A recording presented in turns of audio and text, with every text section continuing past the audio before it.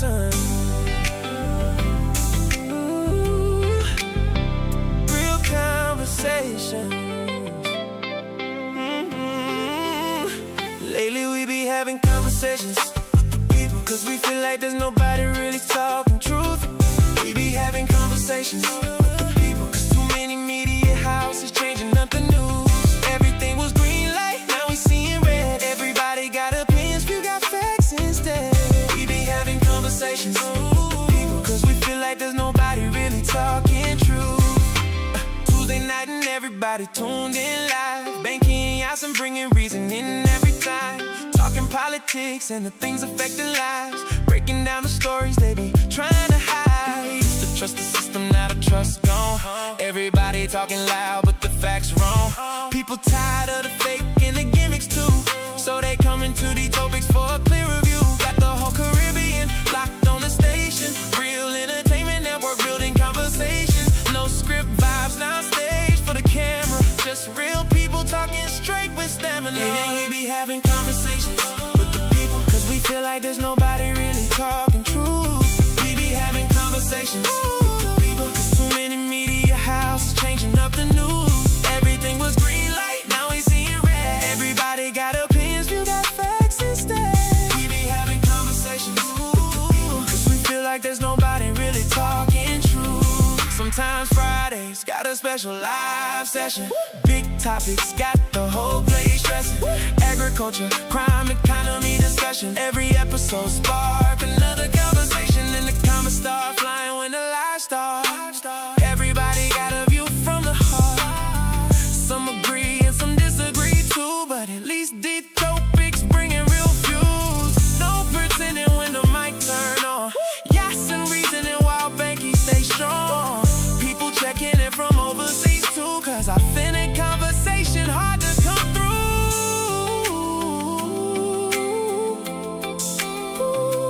Everything was green light, now we seeing red. Everybody got opinions, few got facts instead. We be having conversations with the people, cause we feel like there's nobody really talking true.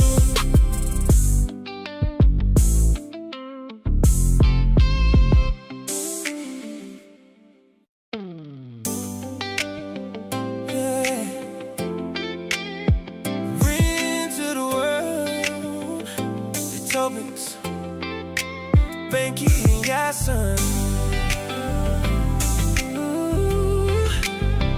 Real conversations. Lately we be having conversations with the people, cause we feel like there's nobody really talking truth. We be having conversations. And the global greetings. Welcome to another edition of the Topics here on Real Entertainment Network. It's another beautiful Tuesday evening here in the Federation of Oli and Layamiga. Oli, the indigenous name for the island known as Nevis, and Layamiga for the indigenous name for the islands known as St. Christopher or St. Kitts.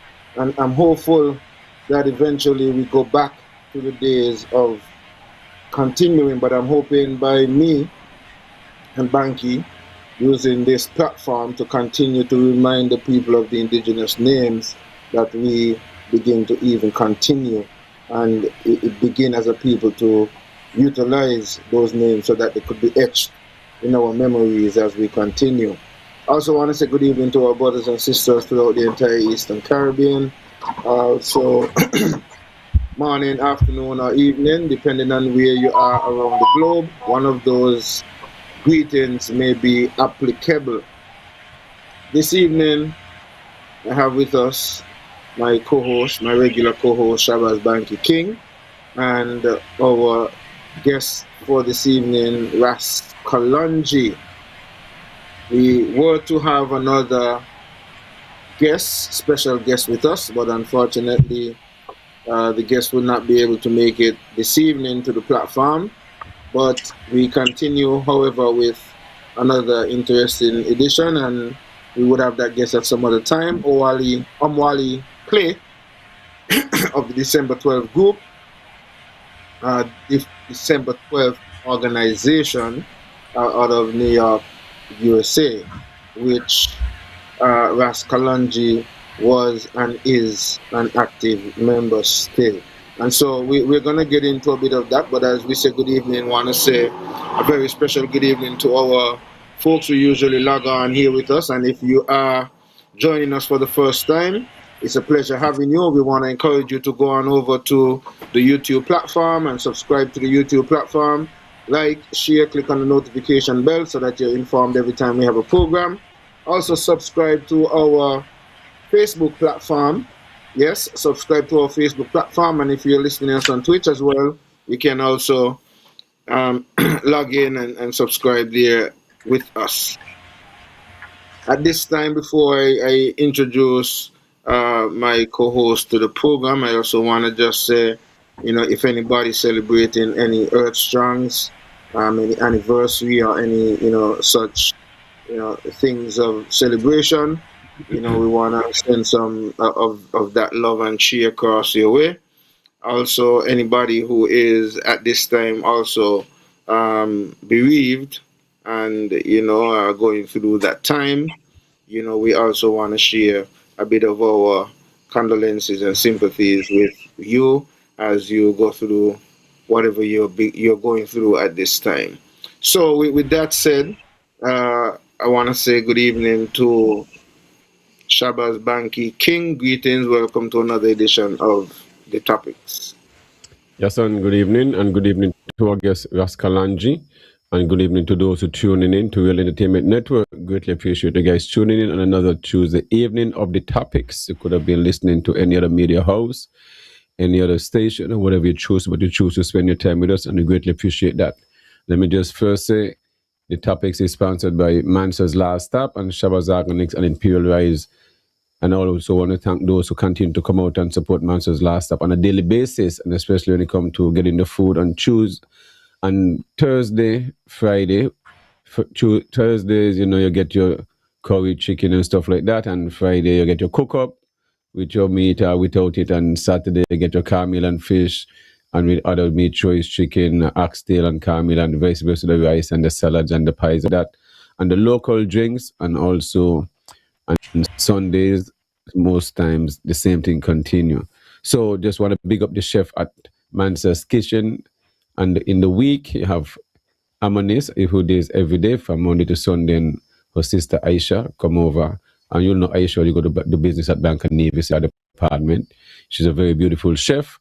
Also, the young ladies, them do catering. If you're catering for the birthdays, any occasion, nothing too big or too small, they can fill that accommodation for you. Just communicate with them. And also the space at Mansa's Last Stop, as you pass, you see how it's beautifying and the colors are there. You want to keep a party, a wedding reception, whatever it is, you just come and contact the girls there and talk to them, and the space could be used for a function and stuff like that. So we also want to say thanks to all those who continue trying to support and keeping my Uncle Mansa legacy alive. Greatly appreciate that. The best food in town, also the best coconut water, Mabi, and local drinks and stuff like that. Also, there's a space to chill on the farm. Once you're on the premises, you can also get a tour of the farm. You don't got to be at the front. You can be at the back where you can chill, relax, and be in your own space and stuff like that. Also, over the weekend, Saturday was a cultural multi-festival from the Department of Community Affairs. I just want to make sure that is the right thing there. It's the third time this has been happening. Observation from the first and second, so I decided to take part because I realized something was missing. And by me being there with my display of different varieties of mangoes, along with showcasing some of the agricultural products Nevis can go when it comes to bananas and planting, how big they can become, along with other fruits like jackfruits and ackee and some of these fruits that people don't see for a wild card at these activities. And it seemed like there was a lot of people on the island, seemed like for weddings from New York and different places around the world and stuff like that. So that was very engaging. The event started around, so it should be starting from midday, but by 9:30 I already set up. I like to get the function early, so at least once somebody come, at least I can engage them and stuff like that. So from the moment I've been setting up, I've been busy until I left, and I just want to say thanks to all those who came over and support my display.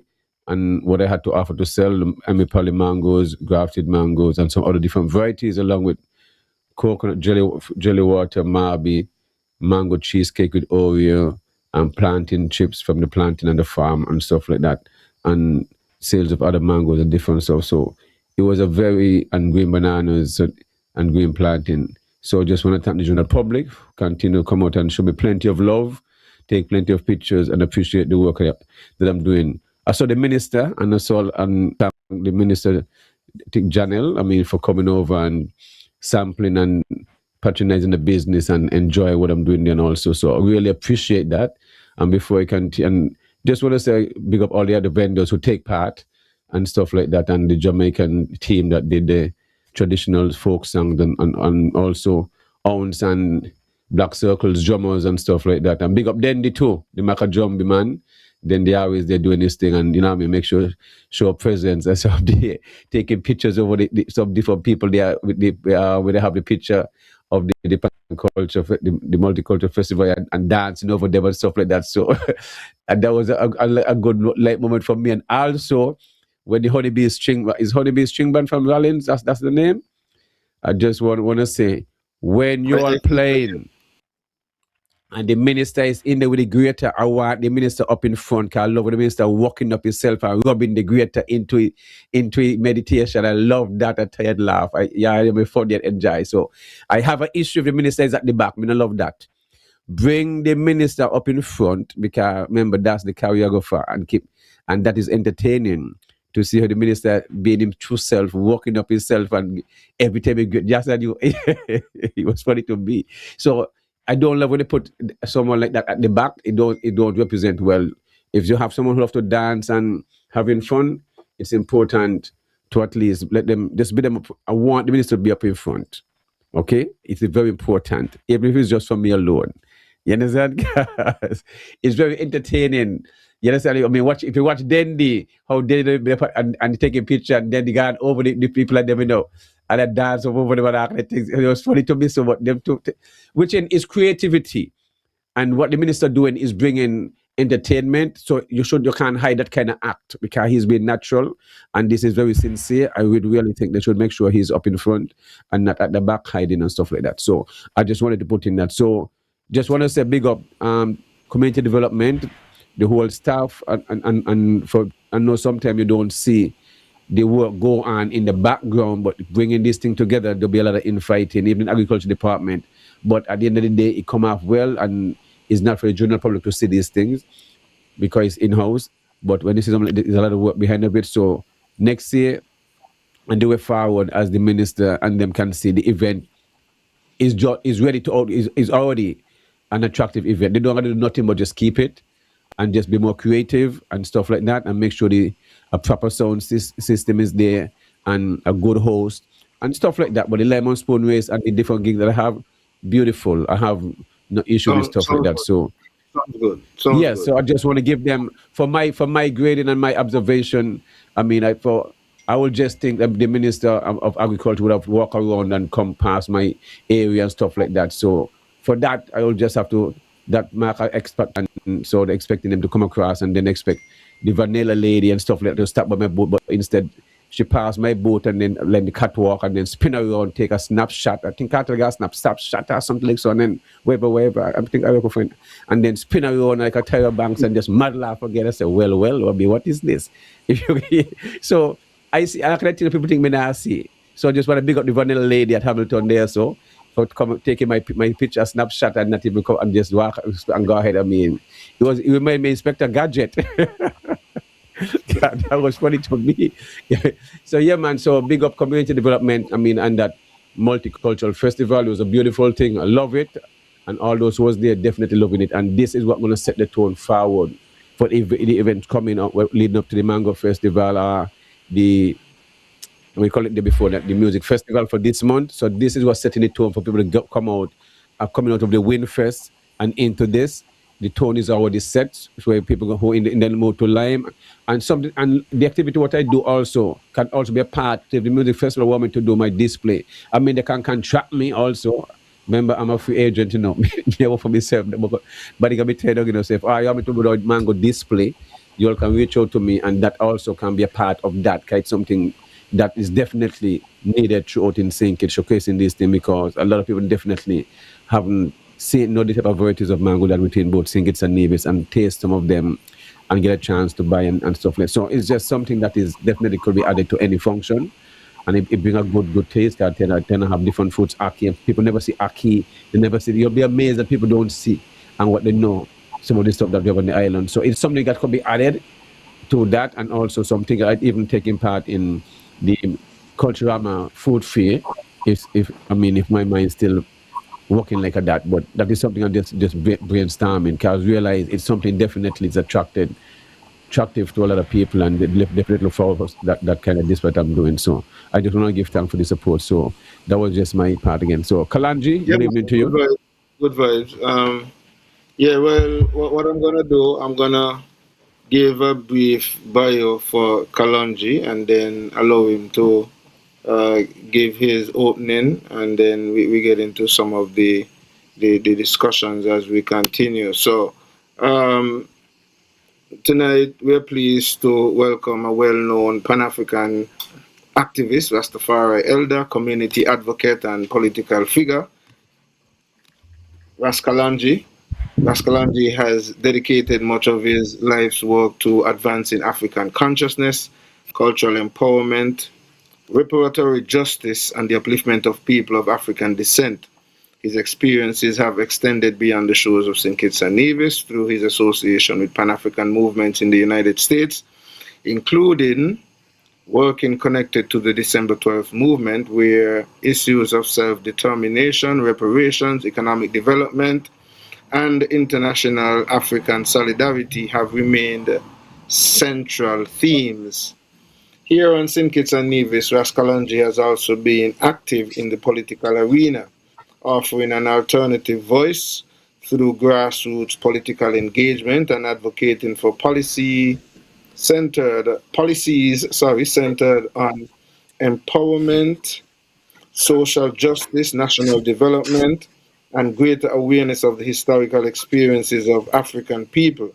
He has publicly championed the cause of reparations and has consistently encouraged greater political and economic participation by ordinary citizens.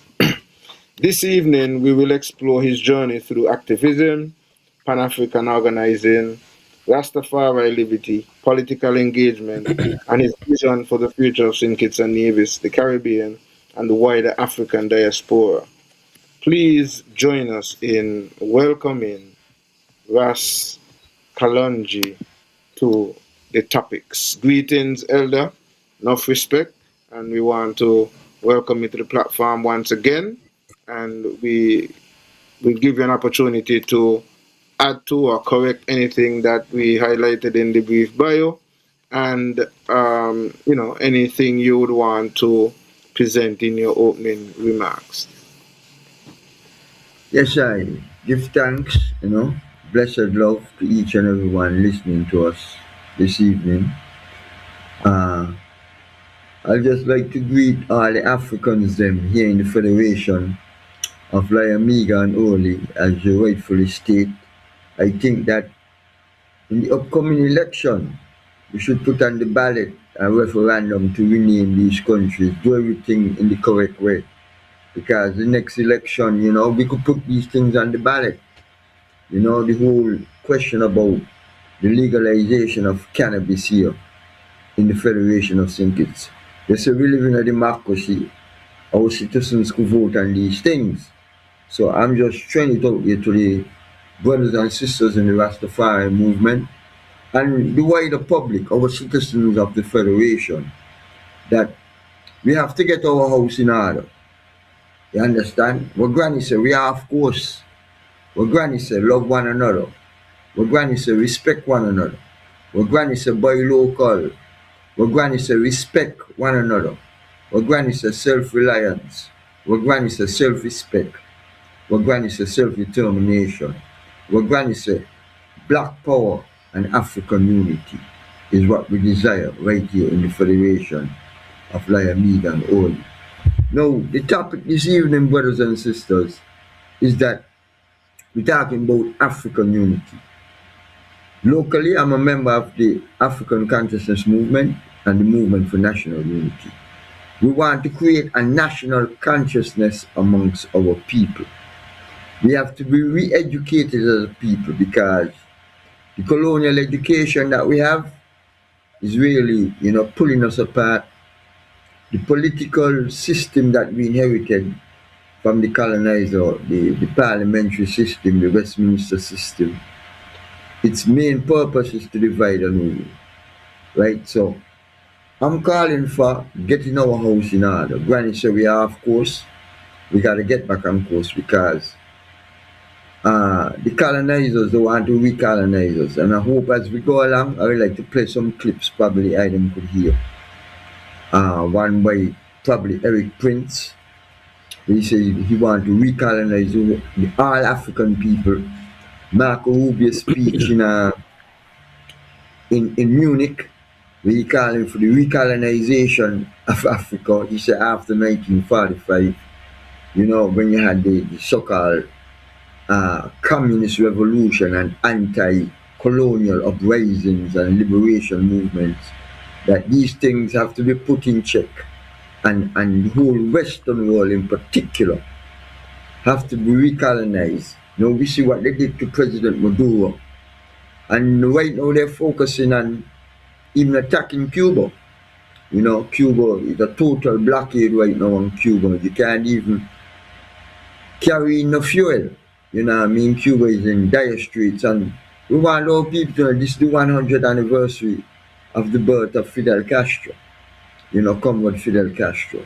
So brothers and sisters, we are living in some serious times, and the imperialist and fascist forces is on a rampage.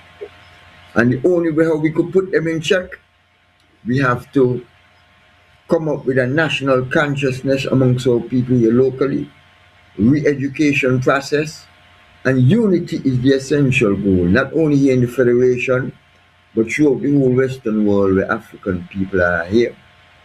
The 800 million of us here in the West, and then linked with the African continent, So basically, I think in a nutshell, that's what we want to achieve, but it's not going to be easy.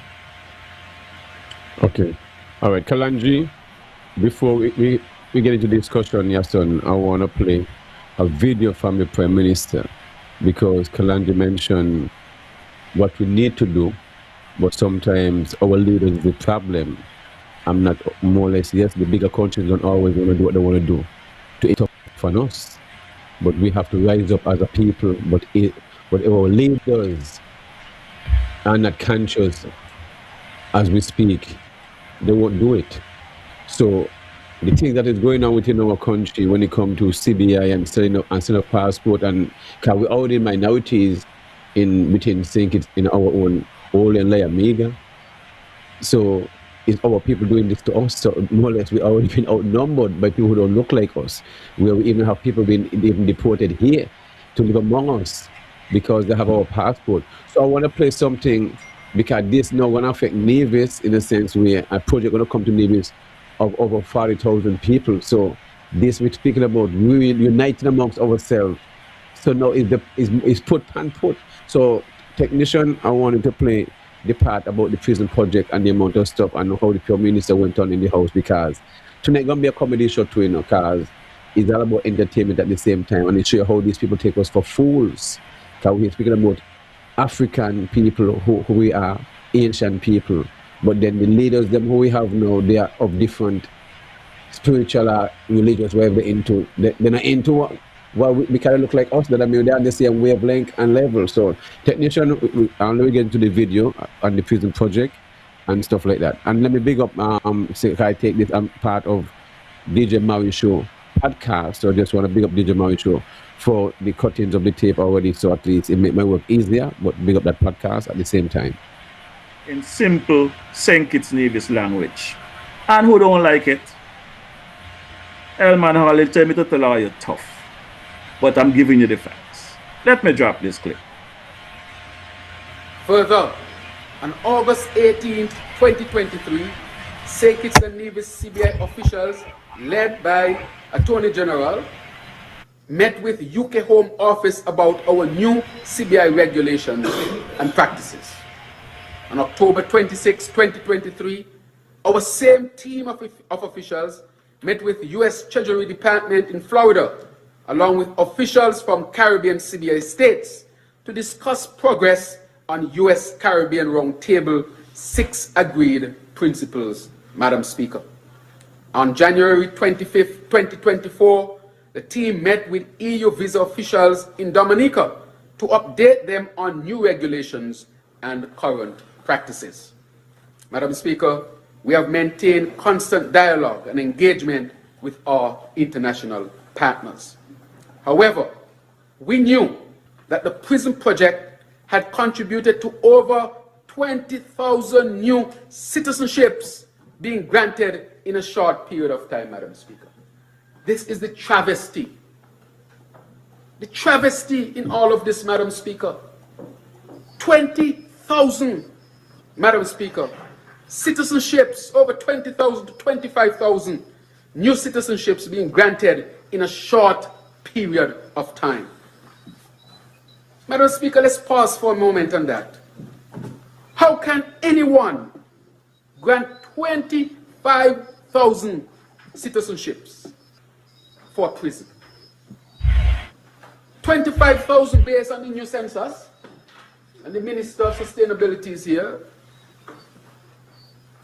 Senator Honorable Dr. Joya Clark, that we are about 53,000 residents here in St. Kitts and Nevis, both citizens and residents. 53,000, Madam Speaker.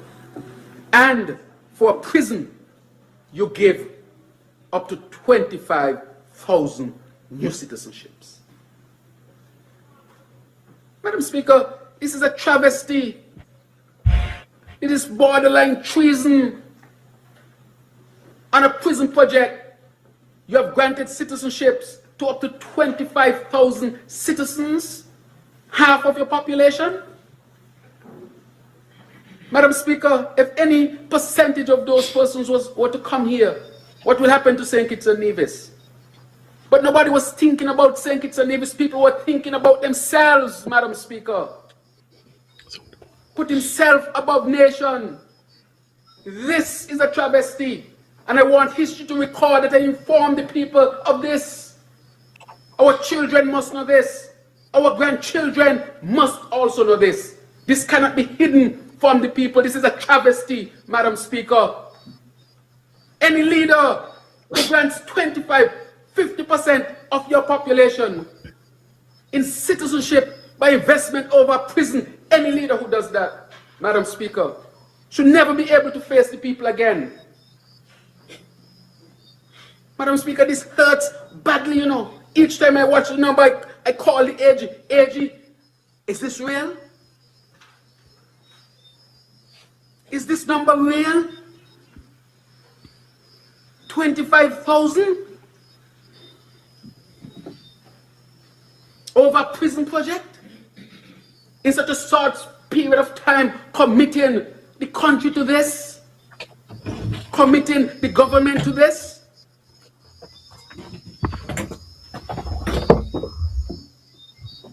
Madam Speaker, every citizen should be outraged by this. This was totally unnecessary. Our country should not have been subjected to this risk, Madam Speaker, with this high number of citizenships over prison.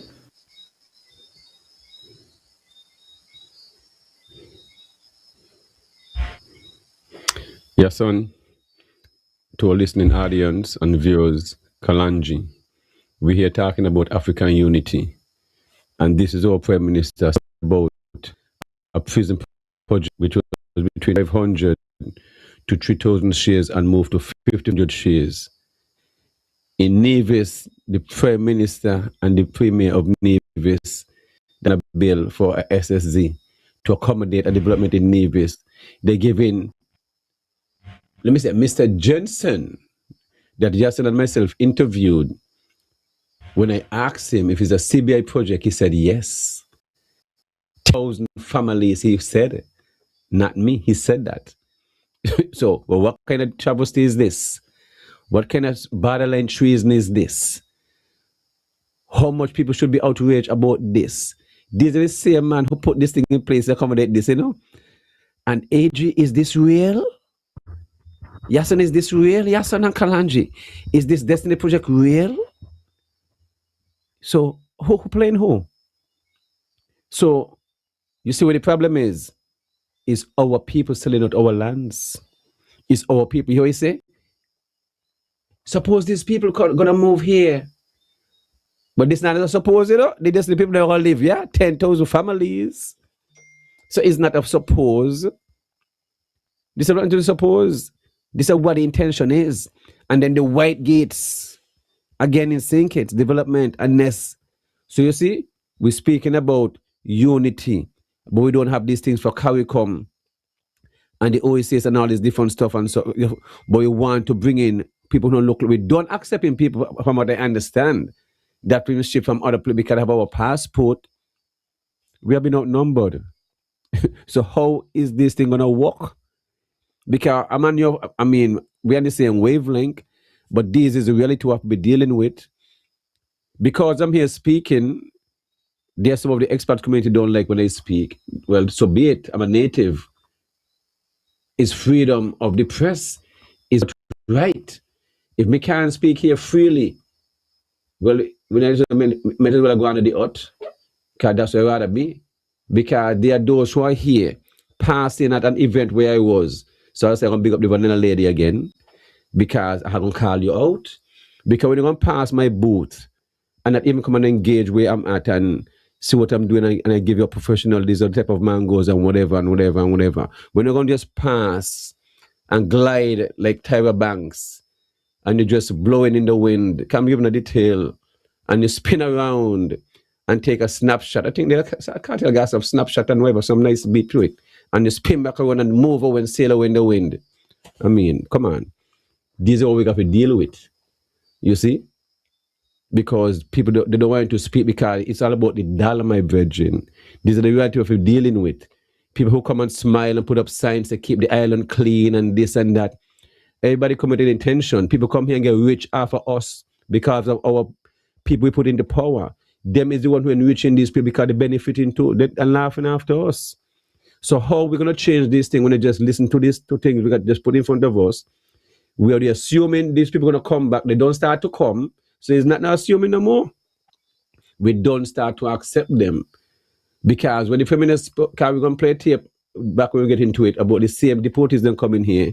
Because when I listen to words, because everybody went to good school, but they believe they're smart. So the Macanos virgin. So what do you say about this now? How this gonna unite us when we don't outnumbered? How that gonna work? But what I'm saying, we have done wrong to each other, right? I'm calling for us, everybody, the politicians, them, everybody. We have to sit down and repent and atone for our sin. If you don't want to do that, if you don't want to work to defend black people interests and African people interests in the Federation, then you're against us. It's as simple as that. Right? I have but a the policy proposal. shows that Kalongi, the policies we just spoke of shows that they're doing it. The feminists I just set up understand that. So it shows they're not with us. That's what I'm getting at. I understand. So this is what I'm saying. Yes. This is what I'm saying. But you're saying that they're not with us. I call for a political ceasefire when unity formation was in power. Back then, right? Because that was coming up on the COVID, because I see what was taking place. And I'm saying to our politicians and our people who want to see good for African people, we have to sit down. You remember in South Africa, after apartheid, they had a Truth and Reconciliation conference. That's what I'm calling for here in the Federation. We have to sit down, trash out our differences, come up with a solution in order to move forward.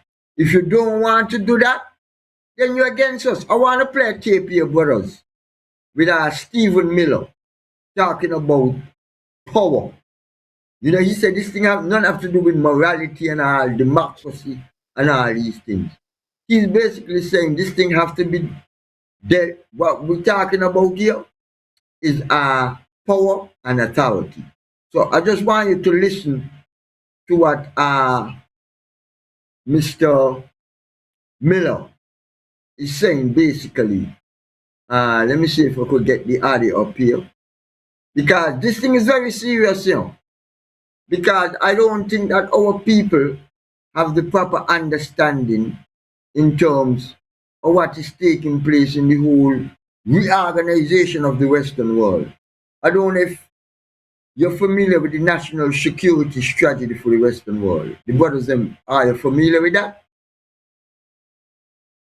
Trump national security strategy.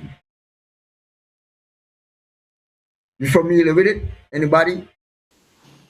No, Bankie, Yahsonn? I'm totally aware of it.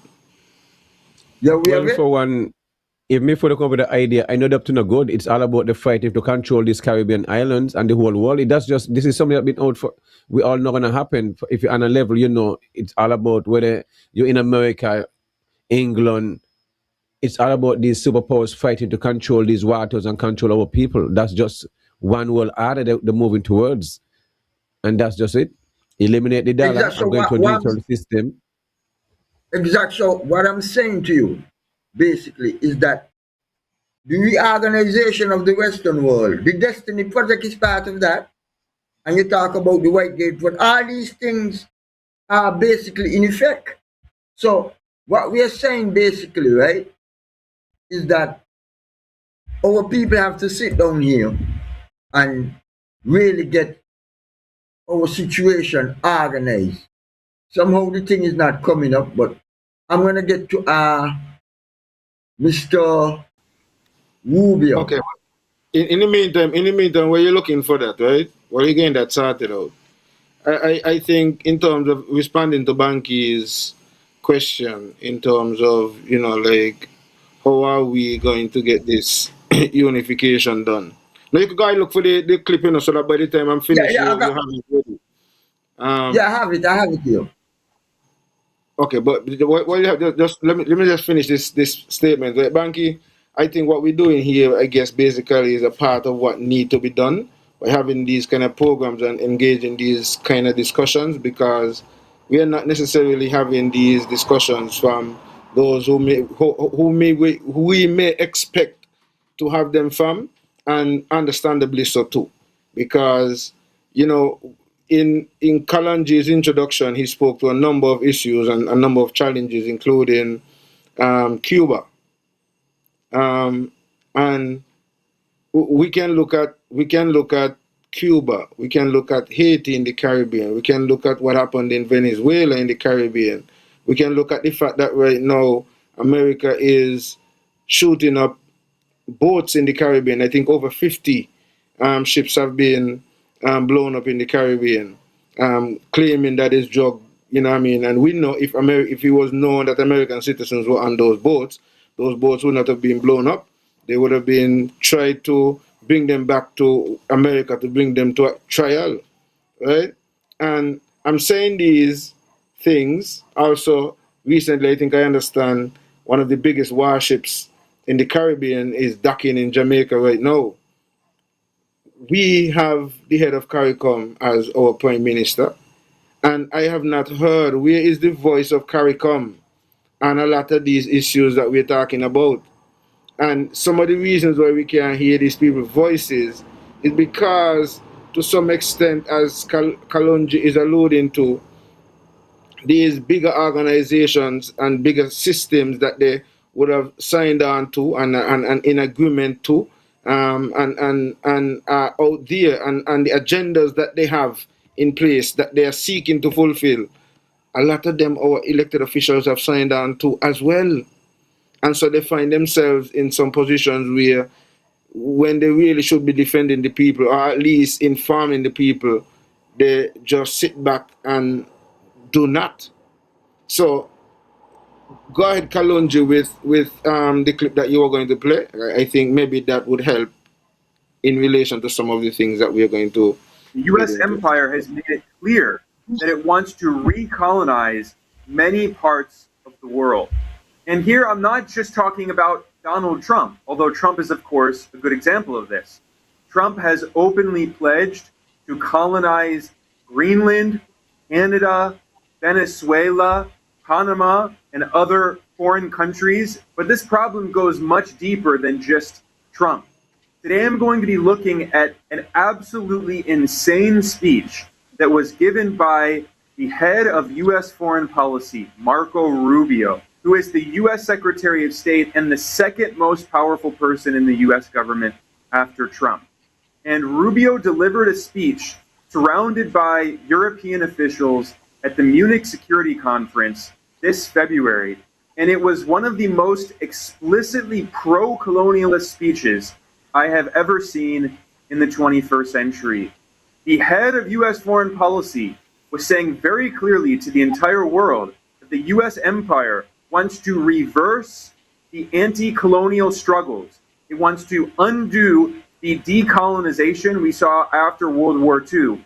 And the U.S. empire wants to work together with the European empires to recolonize other parts of the world, to restore their empires. Marco Rubio did not hide it. He was very proud of that fact.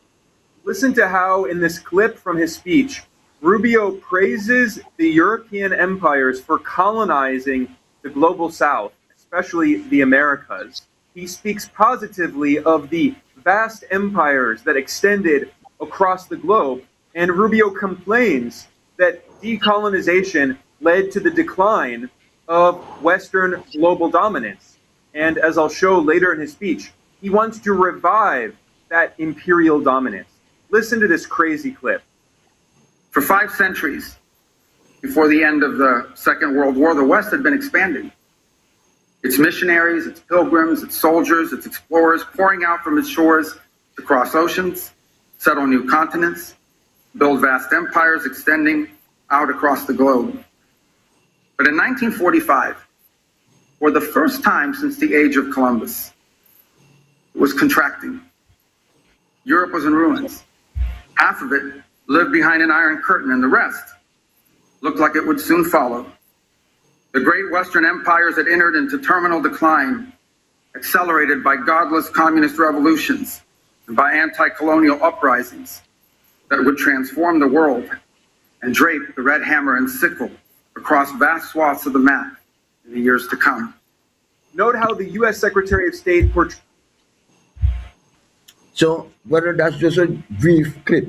And what I'm saying that we also have Eric Prince, the founder of Blackwater, who also saying that he's going to recolonize Africa and African people. So just listen to this.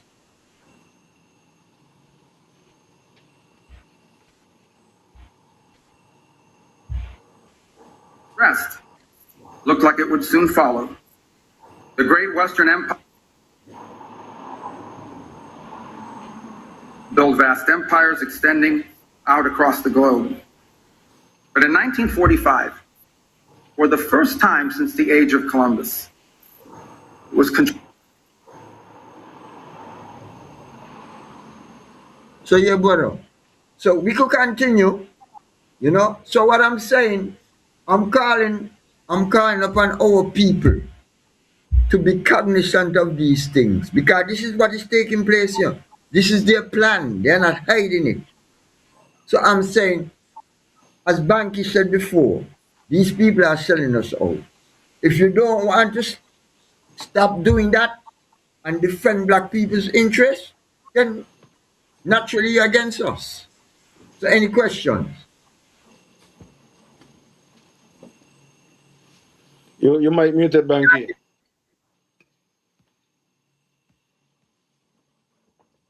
Bankie, you can't hear you. Okay, seems like Bankie frozen. But Kalongi, you know what I am seeing, right? Seemingly a lot of people, and I think I shouldn't say a lot of people, but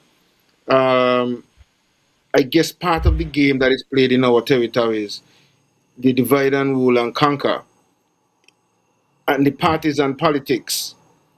And for Neves, it is even much more challenging because when you all have one federal election, sometimes we have two elections in a short space of time. So you find you have the people, because of the political divide and rule and conquer game that is being played, in order to keep that effective, they have to find issues within that time to have the back and forth and the tra-la-la-la-la and keep the people distracted from a lot of the realities. And so a lot of these issues are never part of the conversations that we have because it's some drama, some little thing. And even the other day, we had the premiere and the program, and he talking about he could cuss too. You know, so these kind of little games, you know what I mean, that these guys playing, and at the same time, our lives are being hurt. You mentioned cannabis earlier on in your program, and sometimes we have to really wonder if we want these things to work, because here is it: you have a constitutional right that is given, and if you have even those who are in the government who are supposed to be upholding the Constitution ever so willing to try to find a way to not adhere to the Constitution, and in some cases they have breached the Constitution themselves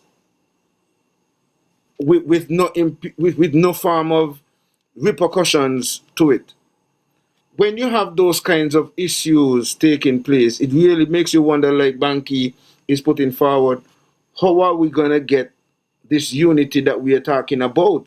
Because, okay, for example, on the cannabis side of things, I have been, for the past couple of weeks, going through the Sankofa case, right? And I am reading out some of the issues that were brought forward by the defendants in that case, who happened to be the police commissioner at the time, the present CMO, and the attorney general then.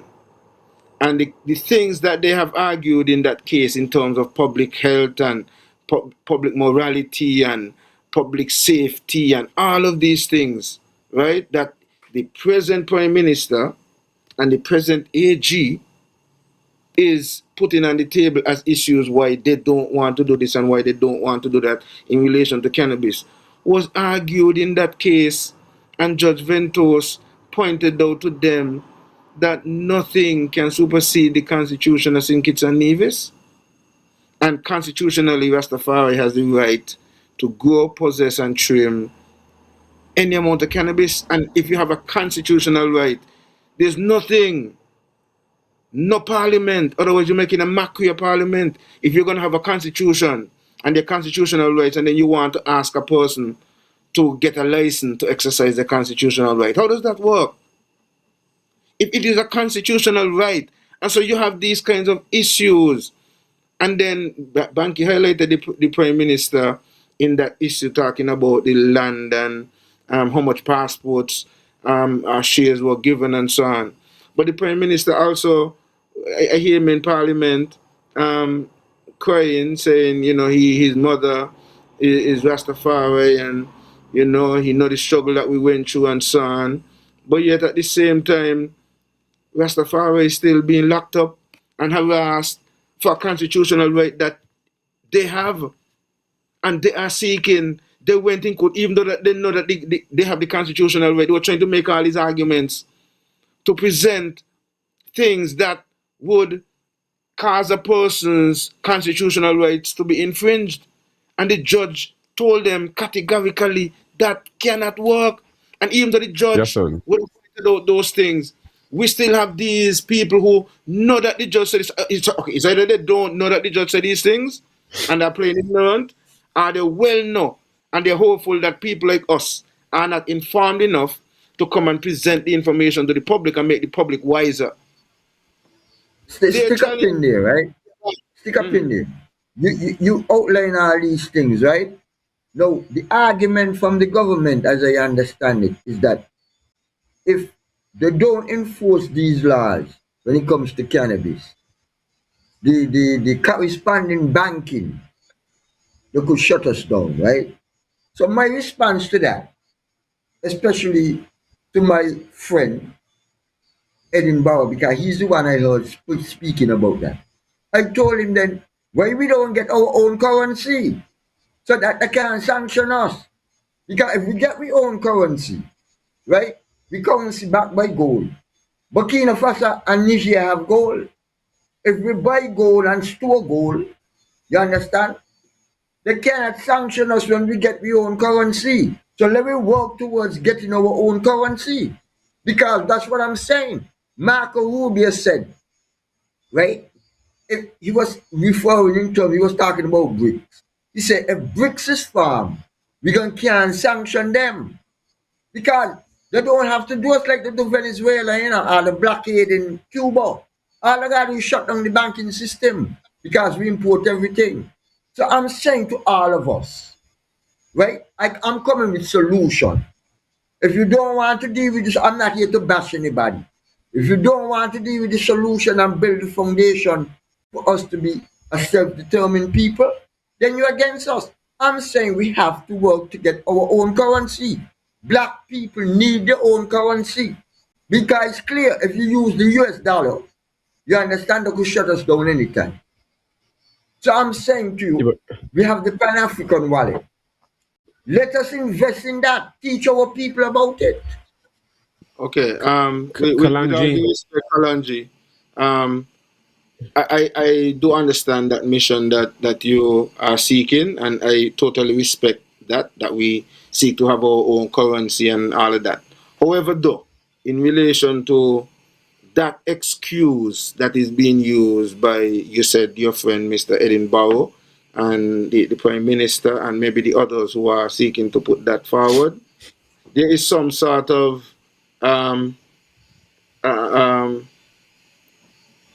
element of truth in some aspects when it comes to the international banking, and if you have to go through the SWIFT system. However, there's precedents set in the sense that the other international countries like Canada and others, even a Caribbean country like St. Vincent, who have found ways to, within their cannabis industry, still find ways to get their product sold, get their money, and it is legit.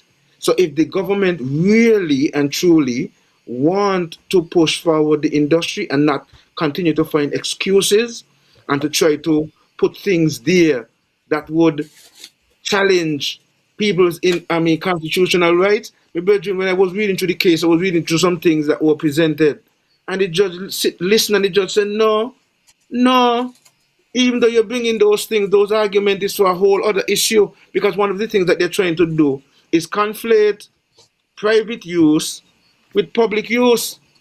The judge told them categorically, I hear all of those things, but those are for another argument. The case for Sankofa was a narrow one, he said, that was focused on, one, his spiritual and religious purpose, ability to use it for spiritual purpose, which they would have recognized Rastafari as a religion, and they recognize cannabis as a sacrament. That's two critical things. Then they look at the constitutional rights for one to be able to have the rights of privacy and to be able to do whatever it is that they want to do in their private space. And so he told them that when it comes to the privacy part of it, Rastafari have all rights to go, trim, cure, and possess any amount of cannabis. That is the constitutional right. Telling me that they're not following the constitution then? But what they would have started to have done with even the Rastafari religious act that they set up is put certain regulations in place that, according to the legal status, they did not use the least restrictive means. The least restrictive Yahsonn, we have a call. We have a call coming in. No problem. Yeah, let the call come in if the call is coming in. But whenever you callers, remember the lines are open. On the constitutional rights of anybody in any country. Caller, good evening. You must use the least restrictive means. Yahsonn. Yes. Your caller is. Greetings, yes, You're, greetings, Colombia. Am I here? you're live. Yeah, man. Give thanks. Thanks for taking my call. Yes. I wanna take you guys to task. I wanna just raise a few points, and I think I wanna start where I last heard Yahsonn speaking. My personal belief in, my personal interpretation of the argument in cannabis and the marijuana herb, the weed, the whole herb. It is a sacrament for Rastafari. It is a sacrament, meaning it is the thing that helps you commune closer to your ancestors, closer to your God. I believe that sacrament is getting lost in trade, in the idea of trade. And when you have trade, this is where, when you say the banking system, and because you're trading your sacrament, but why would you want to trade the thing that gets you in communication with your God?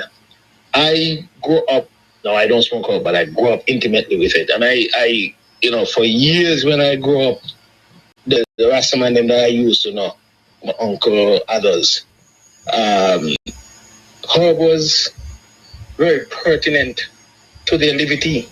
Herb was not something that they even sought to trade. And if they were to extend trade into herb, it would have been a barter system where they're brethren, because not everybody can grow herb. So, and not everybody can grow tomato, and not everybody can grow lettuce. But the finances of it never meant to be in a commercialized system to say you are trading herb, and that's where the system comes in, because they now start telling you, yeah, medical marijuana, and there is an extension to that. But the root of our use herb to commune, fellowship, a oneness with them and their creator, their ancestors. I could be wrong, but that's how I interpreted it.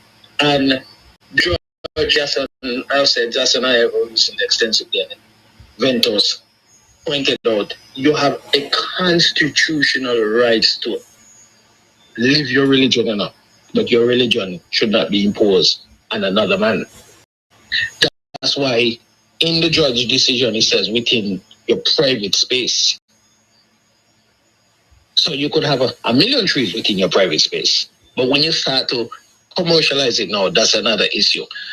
The other point I want to make, it burdened me to hear black people saying it all the time. We deify in the sense of creating a godlike image, call it that, of those who would have oppressed our people. And we keep saying, doing this, doing that, and they're doing this. What are we, black people, doing? What are we doing? Yes, sorry. I'm not hearing. I hear what Marco Rubio doing. I hear what Yes, Trump sorry. doing. I hear. But what are we doing? I hear all people call for reparation. And when I look at the etymology of the word, it means not just to give compensation for something that you were wronged about, but also to repair yourself. Are we repairing ourselves? What are we doing? We keep saying, and that is, I think it was Tony Martin. I read it in Race Force. Well, I'm not sure if I read it in Race Force. I heard it, but I'm gonna tread carefully when I said it was Tony Martin who said the greatness of Garvey and the brilliance of Garvey was the downfall of Garvey because Garvey never had no successor. It was like we keep saying somebody else did this. Yes, they did that. But where is our responsibility for ourselves as human beings? We have to hold some level of responsibility for ourselves. And this telling me like Marco Rubio gonna do this and Trump gonna do this and this. What are we? The black man, the black woman, the black family, the black people. What are we doing for ourselves? I really don't want to hear what Trump. But Trump is doing what he's doing what's best for his doing with people. What are we doing, people? This constant yapping about this and this one. I think it is just like it is a weak position, quite frankly.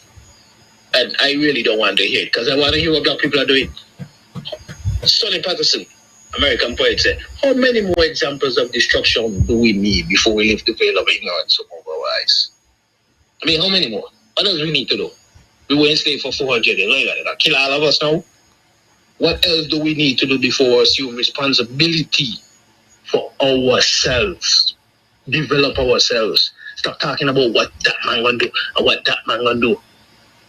I was pointing out to Yahsonn over the weekend. Look at South Africa. Ghana just had to repatriate some of their people from South Africa because black South Africans are saying black Ghanaians are depriving them of this. So and then somebody gonna tell me, oh, is this from the end? But what are we doing for ourselves now? We have to do something else first. We just can't keep saying that this man do and Trump do, Marco Rubio do, this man do, that man do. What is the black man doing? And we have to do something for ourselves. Because if we ain't do it, ain't nobody gonna do it for we. So give thanks for the reasoning. Yes, I give thanks. Kalongi, Yahsonn, you can hear me? Yeah, man. Yeah. Okay, and just that's to make why, sure. and that's why we have a platform like this, and that's why we bring forward a platform like this, where we could have these kind of conversations, because we're not having them any other place. And so this is part of what we are doing and what we are seeking to do.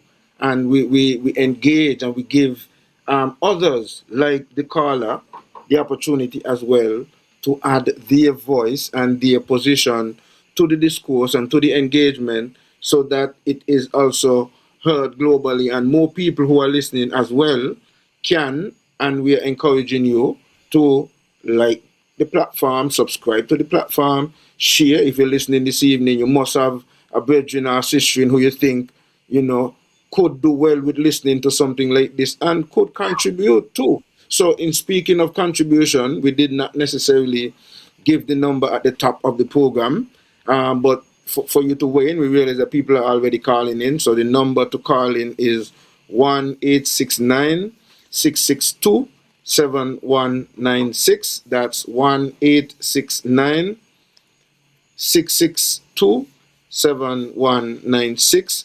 And there's a lot of comments on the platform as well.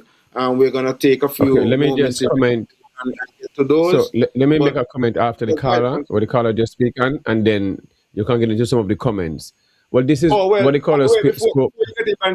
Before you get in, there was something that the caller mentioned in relation to the cannabis, and I think he also, in his looking at the cannabis issue and the point he made about the commercialization and so on, is what I was alluding to just before he called, in the sense that the Judge Vento's case, and he pointed out in the case, like I was saying, that it's a narrow area that he was dealing with, and that was with the ability to use it privately in your private space and for religious and spiritual purposes. So all these other areas that were brought up and that the government opted to work on in terms of the medical side and all of that, which happens to be the business side of things, is the government opted to roll with that. And so that is where the money part come in, and they're thinking about money and all that.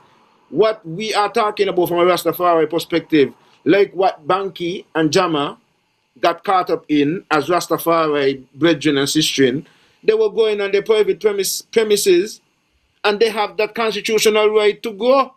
That is what we are saying. That constitution, that is what Judge Ventos was arguing about, and that is what Judge Ventos put out there. Every adult over 18 have that right. The government sought to limit it. So there's every individual over 18 and every Rastafari member of the Rastafari community. The specific in relation to Rastafari, that if it is used on your place of worship, because they also recognize you as a religious. So where's the place of worship? So place of worship could be your home, your private place, wherever you and your children are. So where the place? So good. So where the place of worship have to come in then? It just you don't have to say worship. No. So that makes no sense. Hold on.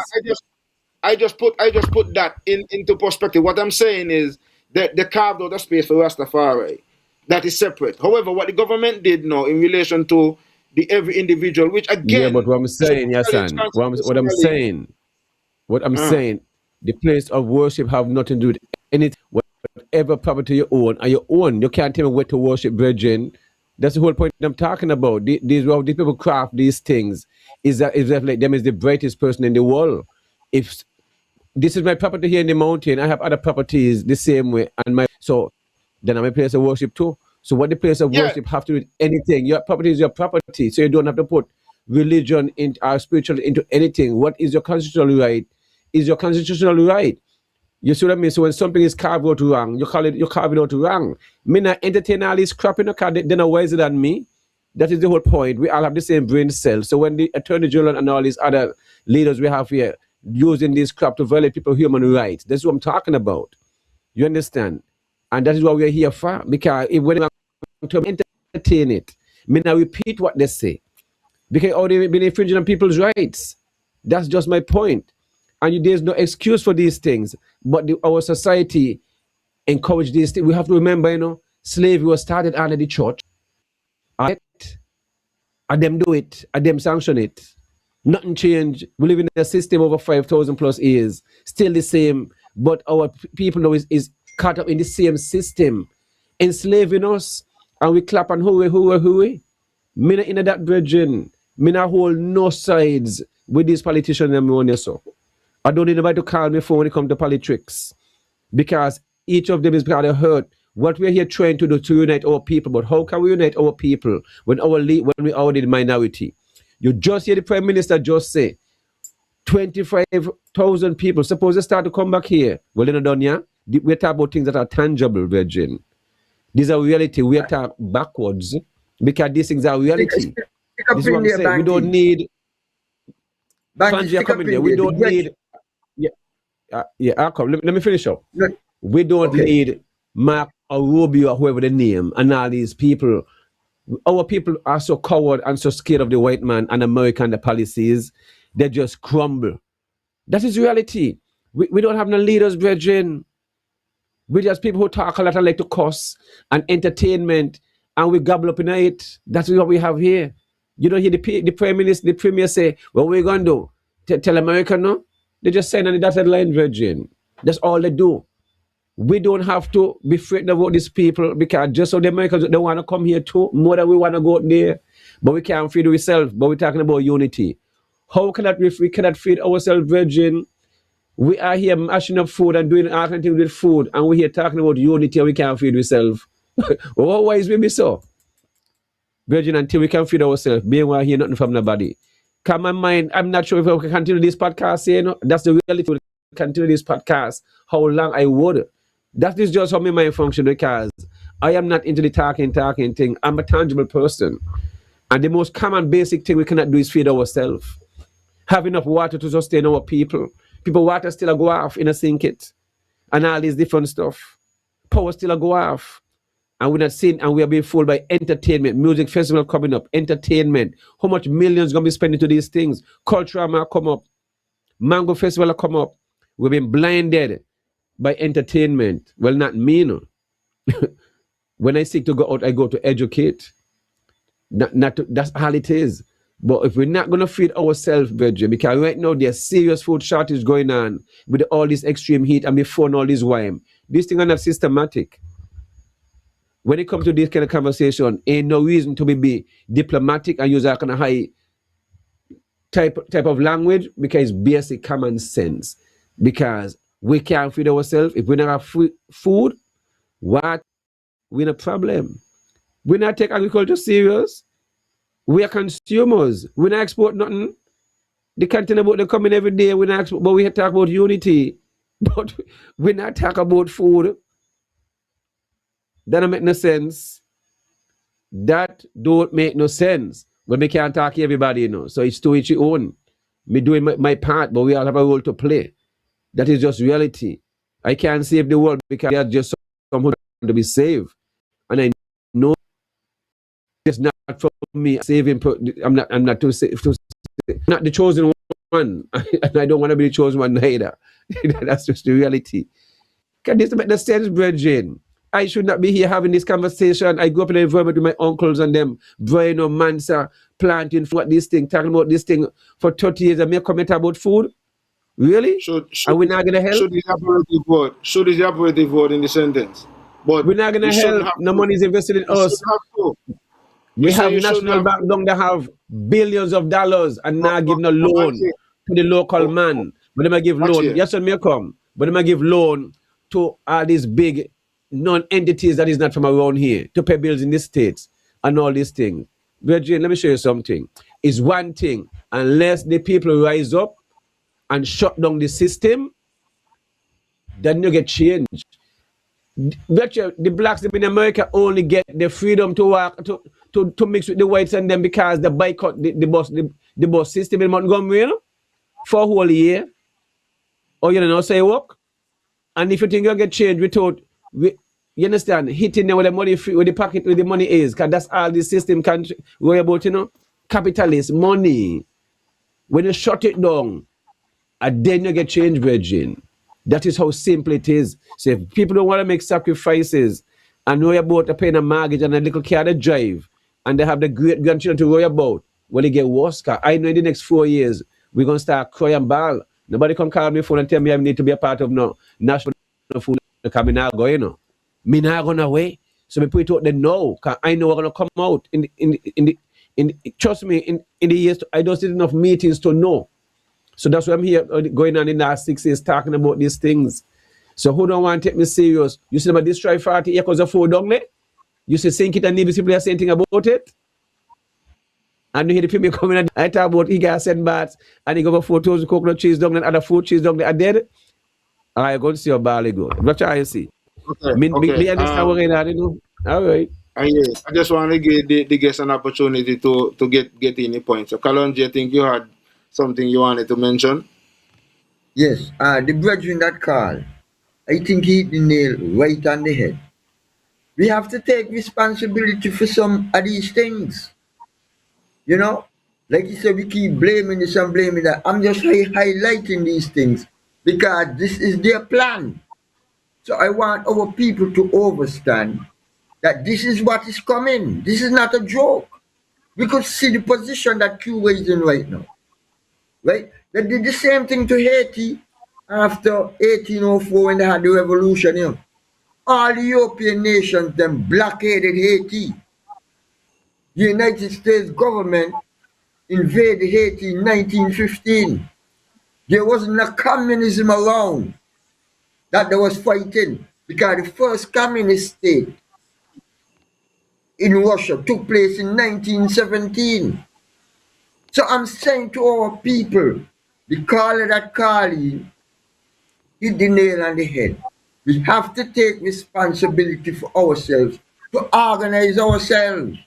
As brother Bankie said, we have to feed ourselves. We have to be self-sufficient in feeding ourselves.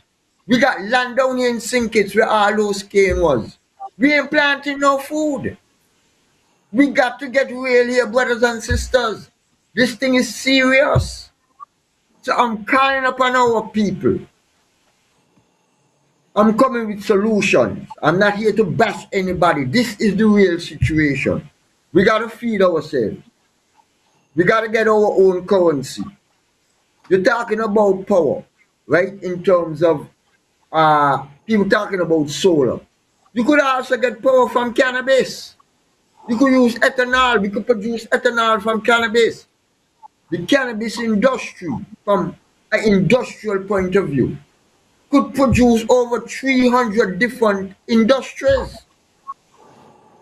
You know, our people have to be aware of these things, my brothers. As Bankie pointed out, this is a serious situation. He's talking about 3 to 4 years. It is already here. Look at the whole environment. Y'all realize no rain is falling? Is Babylon doing that to us? The people got to wake up and take responsibility and stop playing this old colonial politics. We got to get our own politics, which is the politics of African liberation. So what they're doing about the rain? But the atmosphere, even in Africa, when you had droughts, right? They have a special, I can't remember the terminology that they use, right? But they mess with the climate that no rain fall. That's why you had all those droughts in Ethiopia and different parts of Africa. They mess with everything that you see is happening. To our people, Babylon is the one who is behind it, which is imperialism. The United States government is the one that is causing all these problems around the world. So Kalanji, and we go back again. We have indigenous banks here. We have Bank of Nevis. They're making so much money. Tell the guy all over sink it. National Bank the same, so much money. Those two institutions alone, the amount of money they got. I'm not even dragging Nevis, the cooperatives, banks and them. But the local man, they not give them. So what problem is that? What problem is these things? And then we're going to say, oh, no money then, this, no there. Because this CBI thing now got shut down, you know? So who want to be fooled by these things? They're not sure fool me. Because every project keep coming up is more CBI. And it's more shares, thousands and thousands and thousands. You see? Big Dollar has been making a project cost 30 million, but they sell $1 billion in shares. Virgin, a food them destroy. They say they want to plant the next 300 acres of food over in St. Kitts again. Had pepper and plant all these things. Agriculture is one of those industries that will require large amount of water. If you don't have proper water system in place or plant to drill wells or whatever, you ain't fooling me. I know you're only talking. You go as far as and say you got your order some 55 drum. You know 5,000 gallon drum look like? Well, how the farmer going to put that up on a stand? How are we going to erect it? If you're not going to give irrigation in the farm, what's the purpose of that? If you're going to shed, how are you getting water in there? We're going to fill it up with what? When policies are made and they are poor, may I call it out, you know? Because it's poor. Pure policies. Excitement. What is my donation or not? Don't take these things because they're not going to use. While you're on that point, is there any provisions for farmers in Nevis to benefit from that 55-gallon tank that is being shared out to the farmers and St. Kitts? Well, we're on that point. Let me get in the comments on them, and I play the fifth on that. Because this has to be a light comedy moment. Get in the comments then, please. Nonsense you ask me. Well. But anyway, on a serious note, I am really curious as to find out if any farmer in Nevis has benefited from that. And if not, why not? Let's take a minute. Nevis. It's a sinking initiative. Nevis. It's a sinking initiative. Why Nevis? Why should you benefit? Why should you benefit? Because what? I thought it was a federal. I thought it was a federal initiative. I didn't know it's a initiative. I thought it was a federal initiative. Sorry, my bad. Is it a federal initiative? It is. Or is a sinking? I don't know. That's why I don't know. That's why I was asking. I'm asking the question to be made wise. I really don't know. But the news article said the news article spoke about sinking farmers benefiting from this. That's what the news article say. When in the news over the 5,000. So that is why I asked if non-division farms were a part of it. If it was only a St. Kitts thing. I just wanted clarity. Joy King says, good evening, everyone. Ultimate Movie says, greetings and blessings. Sis. Oliver Leibod, the Honeyman up St. Peter's, says, good evening. Good night, Kings of Kings. I'm here. Ras Roots, Life of... Okay, boy, that's a long name. But anyway, I says, greetings in the divine name of His and Her Imperial Majesties, Emperor Haile Selassie and Empress Menen, Asfa and Balance. Marlene Cross says, greetings everyone, hailing up Ras Kalongi, Ashkenaz Mommy. Yeah, greetings Ashkenaz Mommy, enough love. The Ultimate Movie Clip says, united we stand, respect my brothers, doing good works of Jah. Gotti Brown says, imagine Jews said if any leader plan to give 50% of their population, that's treasonous. Yet 10,000 family in Nevis, 13,000 population. What? Exactly. 5%? The Ultimate Movie Clip says, Jah guidance and blessings along. Kalongi, keep speaking the truth. Pedro Jamat says, we colonize as if these islands aren't in the Commonwealth, the independent ones and the so-called republics. The Ultimate Movie Clip says it's serious, but the leaders rather hold on to power and control. Abraham Bandy Yes, says, sir. Donwo Doctrine, not Monroe Yeah, Doctrine, yeah. but the Donwo Mono. Doctrine.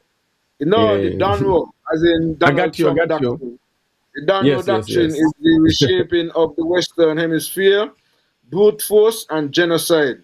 Burlby Jones says the USS Nimitz, U.S. naval ship, is docked in Jamaica. Pedro Jamat says, I enjoy that speech. Abraham Bandy says, while we argue about politics and political parties, our leaders are steering us closer to the devil. Haiti is the blueprint Mm-hmm. of which they want our Caribbean countries eventually. We are still in slavery, just a modern day slavery. These are the very things our ancestors fought so hard to prevent from happening. Now we look at our own people thinking it's the norm. Pedro Gemat says, must listen. Yes. Abraham Bandy says, no coincidence, Jamaica and Trinidad is experiencing increasing police killings. America is turning into a police state, and so is Jamaica and Trinidad. Pedro Gemat says, I got a different perspective on the speech. Eric Prince also is a paramilitary company that is dropping bombs on Haitian kids, just like they're doing in Palestine. Look it up. Mothers and kids are being killed in drone attacks. The ultimate movie clip says those same people who make the laws and policies still break them when they have for their own agendas. If we get our own currency, they still can lock us out of the SWIFT system. Yeah. Exactly, currency, our own currency. We need to be a sovereign nation. Pedro Jamat says, a sovereign nation back in Burkina Faso, Mali, and Niger. Russia, and that is an empire. They can still put embargo on us for trading. Can't be legit, it's money laundering. The Constitution is a definition for Rastafari. Sorry, the Constitution has a definition for Rastafari.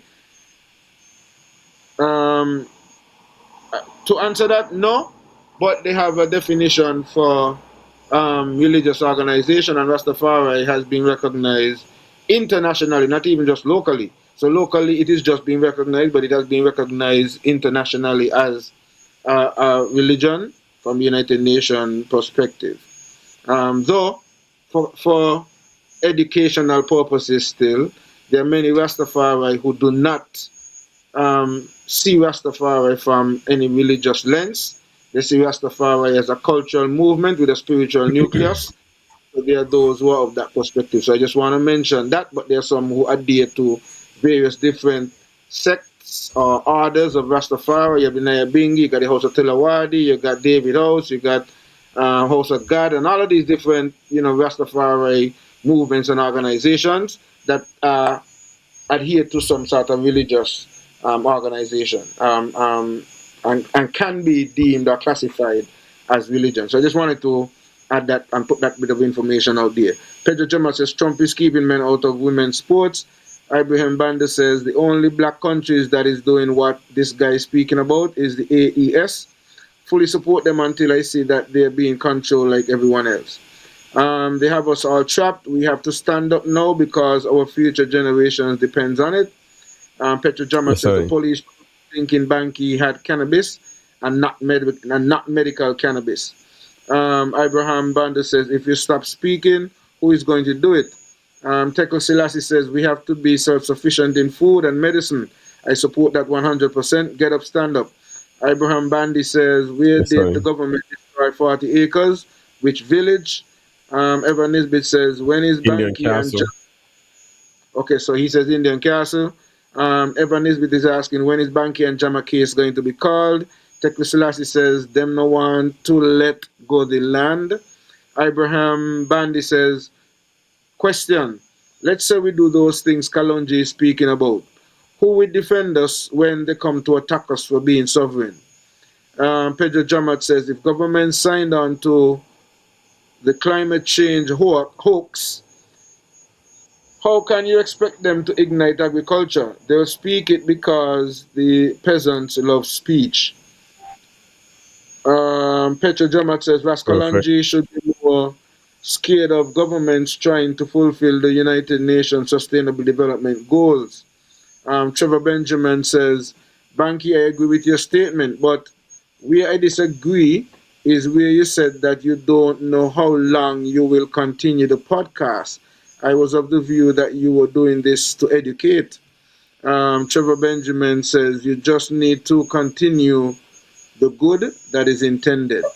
Donnie Herb says good night, brethren. Donna 2 says good night, gentlemen, all. Greetings from Atlanta.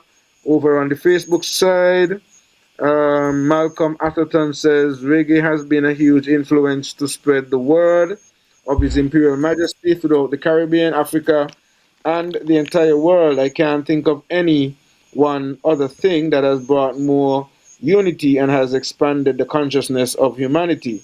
Bob was the superstar, but the message is clear in most roots music. Original lyrics says we need leadership that care and put people of St. Kitts and Nevis first. Bankie hitting the nail on the head. The leaders of St. Kitts and Nevis don't take agriculture serious. What you're taking down there for granted, we have to pay serious money in the store up here for. And that is Ras Regional Lyrics. Delia Flowers says Yes, I big up greetings, lyrics. I don't know. Florida. And so, Yahsonn. based on the comments, you recognize that the people are in tune, and we try our best as much as possible to engage with the platforms and those who comment. And we're also going to give out that number again, and the number to call in if you want to contribute on the program, 1-869-662-7196. And we want to say thank you so far, and want to encourage you at this point as well. All of you who are logged in, I'm seeing at least over 99 people on YouTube. I want to make sure that all of you who are there, subscribe. Don't leave until you subscribe. We're going to give you this next 10 seconds. And if you're on the Facebook, also subscribe to the Facebook. And you can go over to the YouTube and take 10 seconds and subscribe as well. Your little contribution that you might think is not meaningful would add to our viewership, and therefore puts us in a better space for the algorithms, as they would say, so that more people can see and also engage with us, and we would want that, and that's what we really want. So we're giving you that 10 seconds, and I'm trying to buy that time before I allow the guest to get back in and make his comment, and then we go back to Bankie. So Kalongi, I'm hopeful by this 10 seconds that I've bought, that everybody who is logged on right now would be a subscribed member of the YouTube platform and or the Facebook page. Kalongi, back to you. I want to familiarize our audience with the 7 principles of Kwanzaa. Now, that could be a starting point in terms of a guide for our people. We're talking about we know. It's not a religious thing, it's a secular approach for what we could do from a starting point so that we could solidify our positions on a lot of issues. Number 1, Monday, Umoja, unity. To strive for and maintain unity in the family, community, nation, and race. Umoja means staying together. Tuesday, Kujichagaleo, self-determination, to define ourselves, name ourselves, create for ourselves, and speak for ourselves, instead of being defined, named, created for, and spoken for by others. Kujichagalea is saying who we are and who we will be, and not letting others say for us. Wednesday, Ujima, collective work and responsibility, to build and maintain our community together, and make our sisters and brothers' problems our problems, and to solve our problems together. Ujima means working together and helping each other. Thursday, Ujama, cooperative economics. This is very important. To build and maintain our own stores, shops, and other businesses, and to profit from them together. Ujama means buying from each other. Now I'm talking about we have to form cooperatives. Because if you form a cooperative, I'm a member of a cooperative, and I purchase products from that cooperative, I'm buying from myself. These things are practical things that we could do. We see all kind of other ethnic group businesses springing up all around here in the Federation. And as Brother Bankie said, our people are just consumers. In the United States, that's all our people are to consumers. We don't own anything. So I'm calling upon our people very seriously to form cooperatives. I'm proposing United Layamiga Cooperative. Because if you're a member of the cooperative, you have certain shares. All you got to do is follow the principles of a cooperative. And all what these other ethnic groups are doing around here. We could do it for ourselves. These things are not difficult and hard. But the problem is our people are not getting involved in these things. It's very hard to organize them. You know, we talk about a lot of things. But we need to get organized. We need to get organized. Let me continue. Near purpose to make our collective vocation the building and developing of our community in order to restore our people to their traditional greatness. Near means making our people as great as they can be. Kumba, creativity, to do always as much as we can in the way we can in order to leave our community more beautiful and beneficial than when we inherited it. Kumba means thinking of ways to make our community better. Iman, the last one, faith. To believe with all our hearts in our people, our parents, our teachers, our leaders, and the righteousness and victory of our struggle. Iman means believing in ourselves and the worth of our people. That's just a practical guide. 7 days, the 7 principles of Kwanzaa, the Nguzo Saba, we could use as a starting point to organize, galvanize, you understand, and mobilize our people in a positive direction that we could take control of our destiny. So I'm proposing that to our people. The 7 principles of Kwanzaa, brother, could be a starting point to get our people on the right track. Kalonji, okay, so wonderful idea in terms of the using Kwanzaa as a basic standpoint and the 7 principles, great principles that we can follow. Historically, you would have been a part of the maybe still you could correct me, a part of the December 12 organization in the USA, in New York. We were supposed to have a guest who is still, I guess, an active member as well. You're an active member as well still? Exactly, he's the chair. Brother Omawali is the chair right now. Okay, and you are still an active member? Exactly. Okay. Yes. So, in an effort to be a bit more informed, I took some time out to do a bit of research on the movement, and I would have recognized as I was doing the research that there was a lot of things that I did know. There are a lot of people whose names were mentioned and so on that I never know about. I didn't even know that there was such a movement in existence, right? And I'm sure a lot of people don't know either. So I want to give you a few minutes to kind of give an idea, and maybe if you can, a little historical background of the movement, what is some of the missions and so on. What I would have gleaned from my research that is, I guess, fundamental to us, I guess, in the Caribbean would have been the quest for reparations, the foundations, a lot of the work that was done initially that now CARICOM is, helping to put forward and so on. The foundations were grounded in the December 12 movement, so to speak, and its organizers and so on. So a lot of the things that we are moving forward. You guys would have done a lot of work, and in relation to the victory, we could say quote unquote victory, where majority of the countries in the recent Durban conference would have recognized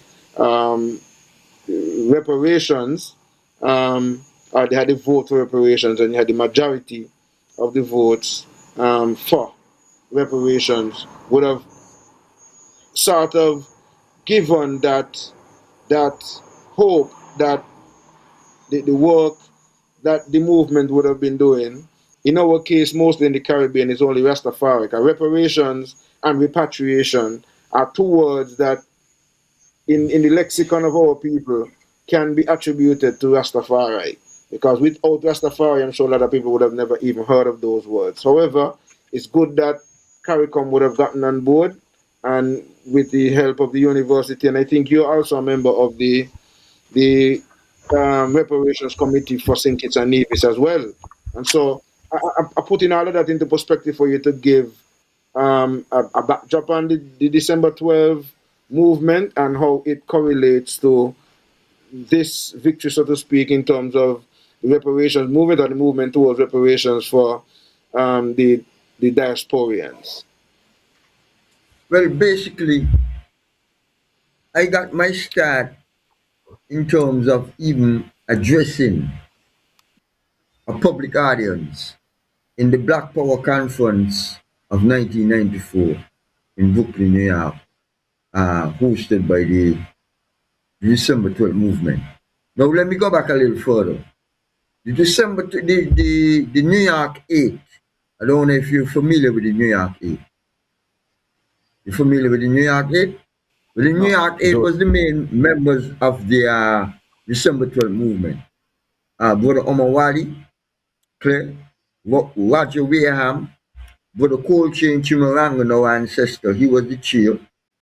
Sister Viola Plummer, who's also an ancestor. She was the former chair before Omar Wadi. Brother Robert Taylor is also an ancestor.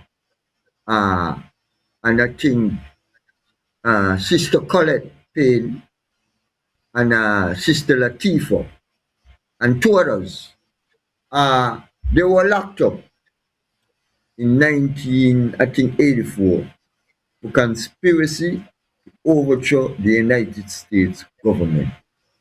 They were labeled domestic terrorists, but fortunately we won the case. That was before I met the brothers, basically. Now, when they won the case and came out of prison, they had the black men movement against crack. So that's how I got involved with the brothers, because in Brooklyn, there was crack houses all around the place and the police wasn't doing anything about it. So they decided to take up the responsibility in terms of demonstrating against the crack houses. And I was a part of the black men movement against crack. So that's how I got involved with them after they came out of prison, when they won the case. Now, the New York 8 was labeled as domestic terrorists. The United States government labeled them that they are domestic terrorists. And anybody who are acquainted with them, you don't have to be part of the movement. As long as you know one of the New York 8, you was also labeled a domestic terrorist by the United States government. I personally was labeled a domestic terrorist by the United States government. All of us who was part of the movement. But people don't know these things. You understand? So what I'm saying now, come forward now with the Black Power Conference. I was made chairman of the reparations committee at the Black Power Conference in 1994. Wait, hold 1 second. You said that the December 12 group came out of the what you call it, the November 8 or the something 8. That's what you were speaking about. New York 8. It was the 8 brothers and sisters who was arrested. How does that connect to the December 12 now? Because the official movement, the December 12 movement, came out of that. The 8 was arrested. Okay, 8 was arrested, but after they came out now, then this is when they formed the other grouping now. Which Exactly. you became a part of. And then you have to present the reparations. Okay. I was just trying to tie it in. Okay, go ahead now. Yeah. So what happened is that when the conference was called, Sister Colette was supposed to be the chair. But she and Brother Roger had to go to the United Nations Human Rights Commission in Geneva. So they made me the chair. So that's where I get my start in terms of speaking to a public forum and stuff like that. That's where I got my grounding. And from that moment on, that's what I'm involved in. So you talk about the Durban conference now. When the Durban conference, we were responsible and the Black United Front out of Chicago for organizing the Durban conference in South Africa, where we proposed to make the transatlantic slave trade a crime against humanity. You know, we had the vote now in the UN recently. But the Durban conference, I was already here. So the brothers and sisters were still doing work. But when I left the United States in 1996, that was just after the Black Power Conference when the December 12th movement came into being. We also had a youth organization. Remember when the Nation of Islam put on the 100-man, the Million-Man March. We also had a Million Youth March in Harlem. You understand? So that is part of the history of the December 12th movement. We did a lot of work. For instance, one particular point in Brooklyn, this Haitian sister went into a Korean store. When you go to Brooklyn or even in New York in general, you will see these West Indian markets. Before you enter, you will see the sign, West Indian market. But they are not run by so-called West Indians, they are run by Koreans. The United States, those who was involved in the Korean War, that was on the side of the United States, when the war finished, when they lose the war, they brought all those people to the United States, and the United States government set them up in these stores in our community. So this Asian sister, she went into the store, and like any store you're going in New York, once you're black, they automatically think that you are a thief. You're gonna steal something. The sister went into the store. She took up the item, examined it, put it back down, and walked out the store. So the Korean merchant, they didn't see that she put it back down. So when she stepped out the store on the sidewalk on one of the most famous streets in Brooklyn, on the corner of Notion Avenue and Fulton Street, they are casted up and accused of stealing. So when they check her out, she didn't have the item on her. So the people in the community saw what happened to the sister. The sister was innocent, and the people in the community started to demonstrate against this Korean store for molesting the sister. So now we got involved now, the December 12th movement got involved in the protest. We took over the protest and organized our people. We closed down the store. And then the brothers and sisters in the community said, well, where are we going to buy these things? We had to go out and establish and get these things from the market to sell out to our people. We created the African People's Farmers Market.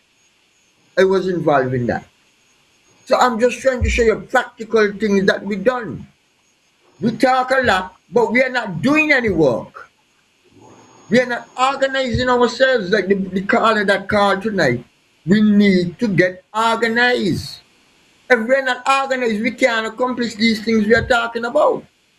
So I'm saying to our people, brother, very seriously, it is time for us here in the Federation to start organizing ourselves to get a lot of what we are talking about done. It's a lot of hard work, but as Brother Bankie said, we have to make sacrifices because our ancestors before us made sacrifices for us to be here today. So I'm calling upon our people very seriously. We got to start to get organized and do the serious work that need to be done. It's as simple as that.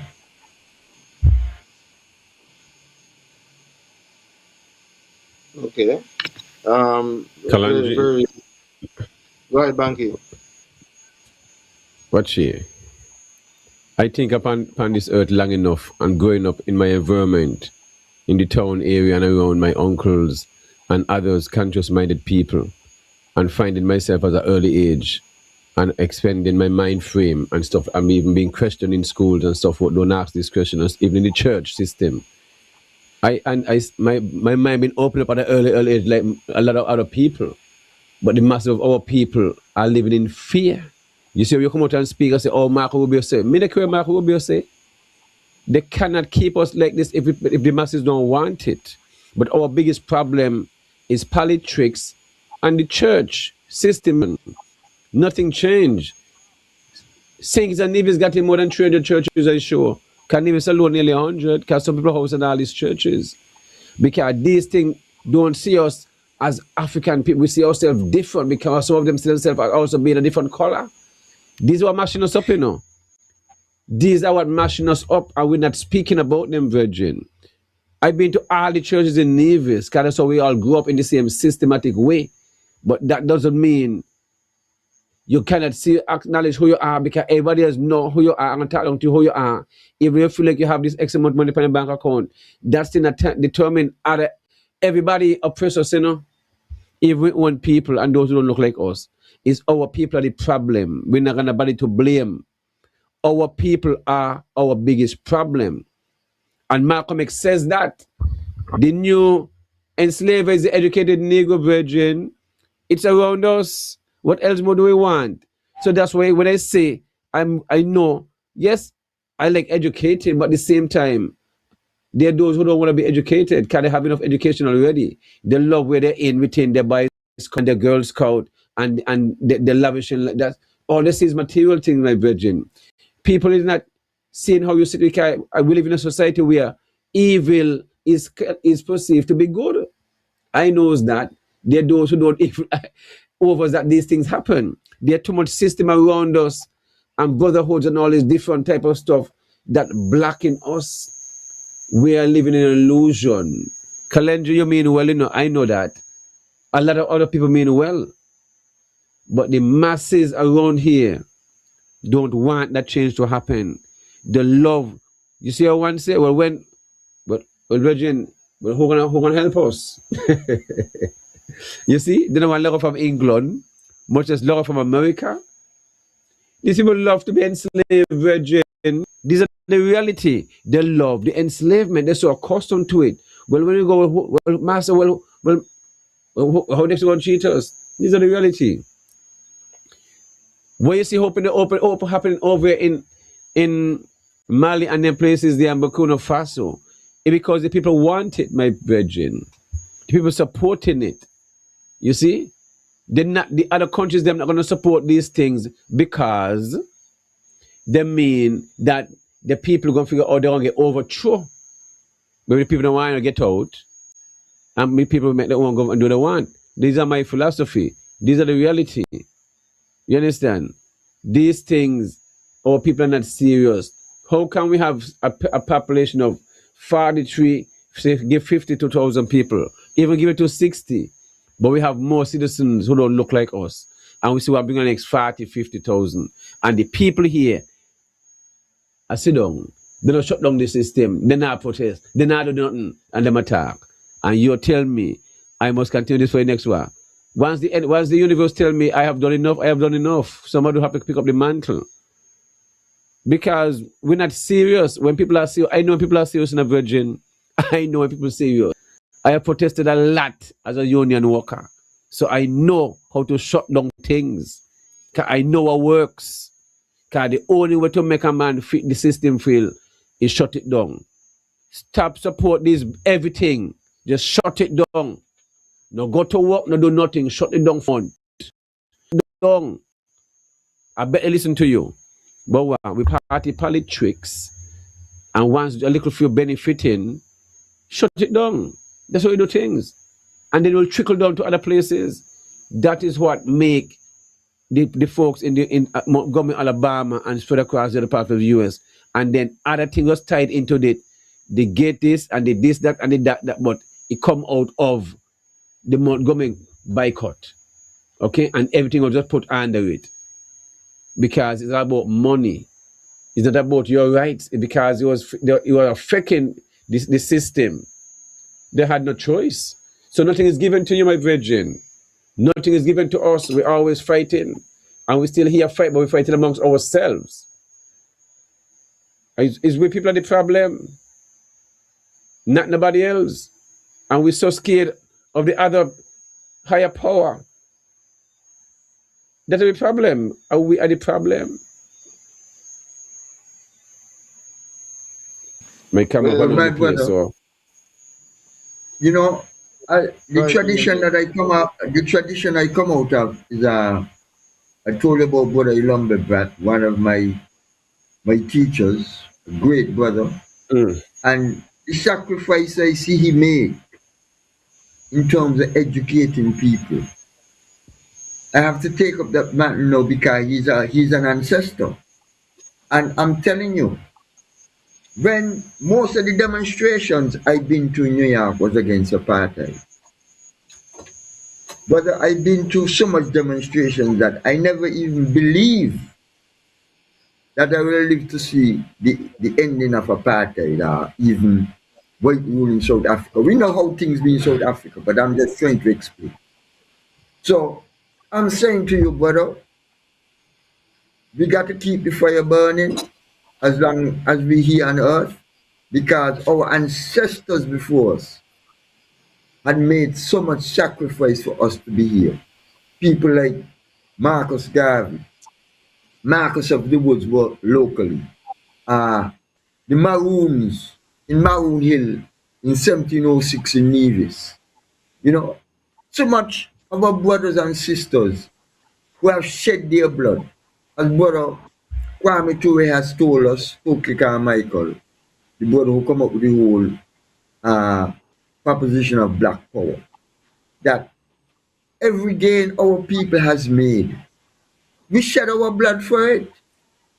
And I'm saying at this particular juncture where we at this time, right? Our so-called oppressors, they want to turn all that back around. They want to put us back on the plantation. So I'm highlighting these things to our people to see, even though you say we are part of the problem because we're being colonized. And it's our responsibility to decolonize our people. And I'm going to leave you with this. Marcus Garvey said, when everything else fails to organize the people, the conditions will. And the conditions are here. Because our people are waking up, because they see what is taking place. They see how Comrade Maduro was kidnapped from Venezuela. Our time is going to come also, when they're going to come and kidnap us. So I'm saying to our people, it's time for we to join the movement for national unity, to safeguard our independence, our sovereignty, because I'm telling you, the fascists, the imperialist forces is on the march. And I'm saying to our people, if you want to join them, because we don't have some people joining the Shield of the Americas, We have a local proponent of that who is down with our oppressors in Washington to tell us that communism is the problem, narco-terrorists is the problem, all these things about fighting Marxism. Marxism and communism have not done anything to black people. But what? They give us the impression and tell us that these are our enemies. The same people who had us in slavery. So I'm saying to our brothers, we are at a crossroads, people. We have to make a decision whether we want to be free or be a slave. It's as simple as that. So why you think one of us is already joining and disseminating information and have issue with Cuba and Venezuela and using and saying it's terrorists and all this thing with passport and all these things, and why is that? Because, like I said, you gonna got our people who gonna be down, with the oppressor, and you gonna got so-called people who we think is our enemy gonna be down with us. We have to make the cast fundamentally, right? It's not just race, it's also class. But our people don't take these things into consideration, right? Look at what is happening in Iran, right? They are Muslims, yes, but they are on our side because they was fighting against apartheid when Nelson Mandela was in jail, right? When Nelson Mandela was a political prisoner, one of the world's famous political prisoners. You know much black political prisoners in the United States? And you never hear our leadership raise those questions. You hear what is happening. Look what happened to George Floyd. We say live and direct. Right? Kalonji to raise up about America. The flight gonna stop come, the boat gonna stop come, the food gonna stop come. That's the first thing you hear out of our leaders, so-called leaders. They have no goodwill to make sure we are self-sustainable. It's just fancy words they're using. Virgin, I have started enough meetings, I've traveled enough places dealt with people. I know what I say. And they know me I say too. The evidence is there, Virgin. And they do it even if the premier was here, we're talking about food. We cannot boycott food and talk about other monies and all this thing because we have no military, we have no training, we don't have no boat, we don't got nothing. We can't even keep up a late. We can't even keep up late. So how we going to trade? What we going to do? We not even got a boat, a proper boat and more food throughout the Caribbean. Amongst the little region around here except the Dominica boat for the last 20, 30 years. We're not serious. So we talk a lot. I have heard a lot. We talk a lot. And it's not like we don't have the money. So the money ain't the issue. It's our leaders and through the Caribbean is not was like Bradshaw and you understand over in Grenada and stuff like that, and in Far Burnham and then guys in Grenada. We have a different type of leaders. They are not revolutionary. The leaders we have now are bending over. You see? That's what we kind of leaders we have now. Is yes, and fill up the pocket. This is the reality. And if we don't accept the kind of leaders we keep putting in there, well, we're not going to change. Because nobody will make the sacrifice. Then it's our responsibility to take over the leadership then. Not the system, yeah. It can't be the system, Virgin. No, we gotta change the system. We gotta change the system. The people don't want it. They don't want it. Me no, they don't want it. You're hoping that they want it. But I have confidence. Virgin. That I have confidence. I love the exchange. We just see and hear the Prime Minister in a parliament bawling about 25,000 people and saying, well, suppose they come here, AG, this for real? Oh, AG, is this for real? You hear the man crying? And the man going in the house with the Premier and put in a SSA bill to accommodate thousands of people. Well, wait. And still have nationals that come here. So, you can't make up them things, Virgin. So, when the premise in the house that go on and say, is our kindergarten stuff, is cow jump over moon and all this nonsense, row your boat gently down the stream, merrily laughing after us. That's what it is. Comedy show. It's comedy show. And no, that's the reality. That's why I'm glad that we have platforms like this, and we have this platform where we can bring these issues to the people and the people can hear from a different perspective, because a lot of these things are not discussed. And a lot of young people, they have some of these thoughts and ideas, but they have never heard it and heard it expressed in these ways. Kalonji, we got a lot of work to do. Bankie, we got a lot of work to do. Because as Kalonji speak to the recolonizing of the mind, yes, definitely we need a re-engineering of the minds of our people.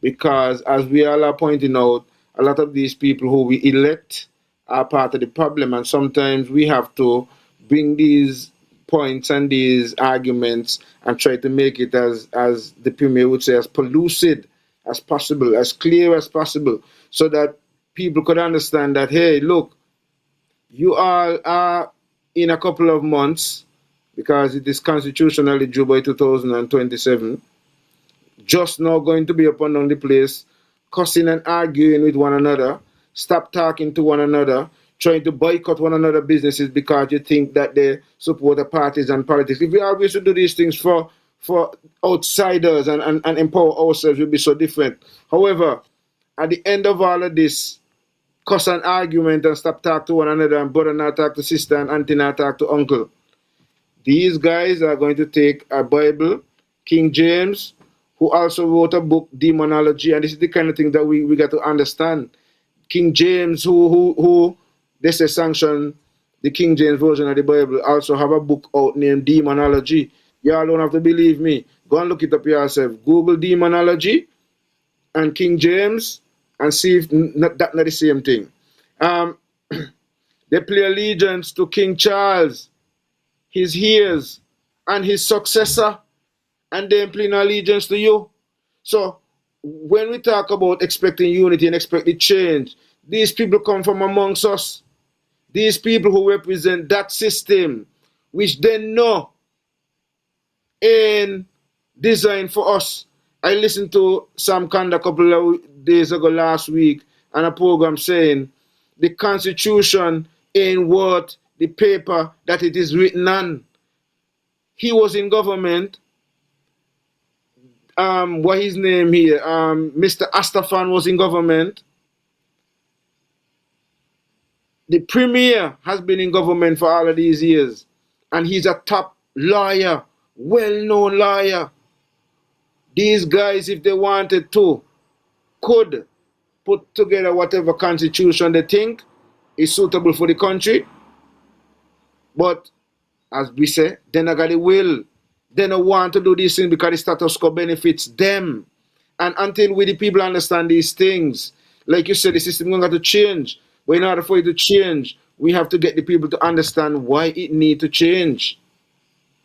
And so we have to do a lot more of these programs. Bankie here, so you know how long you're going to be doing this because you're not supposed to be talking. Of course. But the reality is, a lot of brainwashing was done intentionally, and we got to understand that. You say, I mean, we are to be blamed, but in some cases we can't be blamed because, for example, the missionary who is responsible for part of the Christianizing of our society. How you gonna tell them that put away the Bible? Look, we just talk about the fact that King James, who they're looking up to, write a book named Demonology. When you go tell them these things here, who believe in the King James version of the Bible, and okay, what you tell them, they not go accept nothing else other than that. Where else you going? Yahsonn, listen this, right? You know, it's over 40 authors who write the King James version, right? And you know, Shakespeare was one of them. Go to Psalms 46, right? Shakespeare wrote that psalm. He was 46 years old, right? The 46th word from the top is shake. And the 46th word from the bottom is spear. Shakespeare put his name in that psalm because he wrote it. Yeah, well, people don't know these things. Kalongi, I hear all of them things, right? And a lot of these things are still a part of the confusion because they create this, well, what people call a book, but it's not a book. Because the word Bible means a collection of books. And that definition is critically important as well. But however, they put this compilation together because they take out some, they want to tell you that you can't annotate nothing from it. And that is why the definition of a Bible as a collection of books is important. Because the scripture was written in Revelation, and Revelation was a book. So they were speaking about that book of Revelation that you can't annotate nothing to. Because we know, even the Bible that is used in the church today, the apocryphal books were in the original King James version of the Bible. The one that we get today, a part of what they call the slave Bible, the 66 books, right? They took them out and they said that they want to canonize. You got books like, the book of Enoch. You got the book of Thomas and all of these books and so on that were a part of the original scripture and so on, but they opted to take them out. So we have a lot still to cover and a lot more information, but I think we would have kind of exceeded our time. So I want to, at this point, Kalongi, as a guest, give you an opportunity to make any closing remarks. And I guess if you want to put any information out there for people who may be interested in contacting you and to be a part of the movement, because we would want that unity movement, not just in St. Kitts and Nevis, but, bigger. I am a part of a bigger group that is called the African Diaspora Cooperative. I am the ambassador for the Caribbean chapter. That is something I guess we could have an engagement in and see how we can and make that a bit more active. I'm working on getting it a bit more active in the Caribbean. So your opportunity for your closing statements and anything that you would want to put out in relation to giving people an opportunity to connect with you. Yeah, well, basically, I just like to say to brother Bankie, do not give up, my brother. We got a lot of work to do. A lot of work. I come out of that tradition. So. We people not serious. We people not serious. I hear what I tell you. Hear what I tell you, right? Hear what I tell you. I come out of that tradition, so I can't stop because Babylon don't stop trying to enslave us. But let me finish with some words from the Honorable Marcus Messiah Garvey. History is the landmark by which we are directed into the course of life. The history of a movement, the history of a nation, the history of a race is the guidepost of that movement's destiny, that nation's destiny, that race destiny.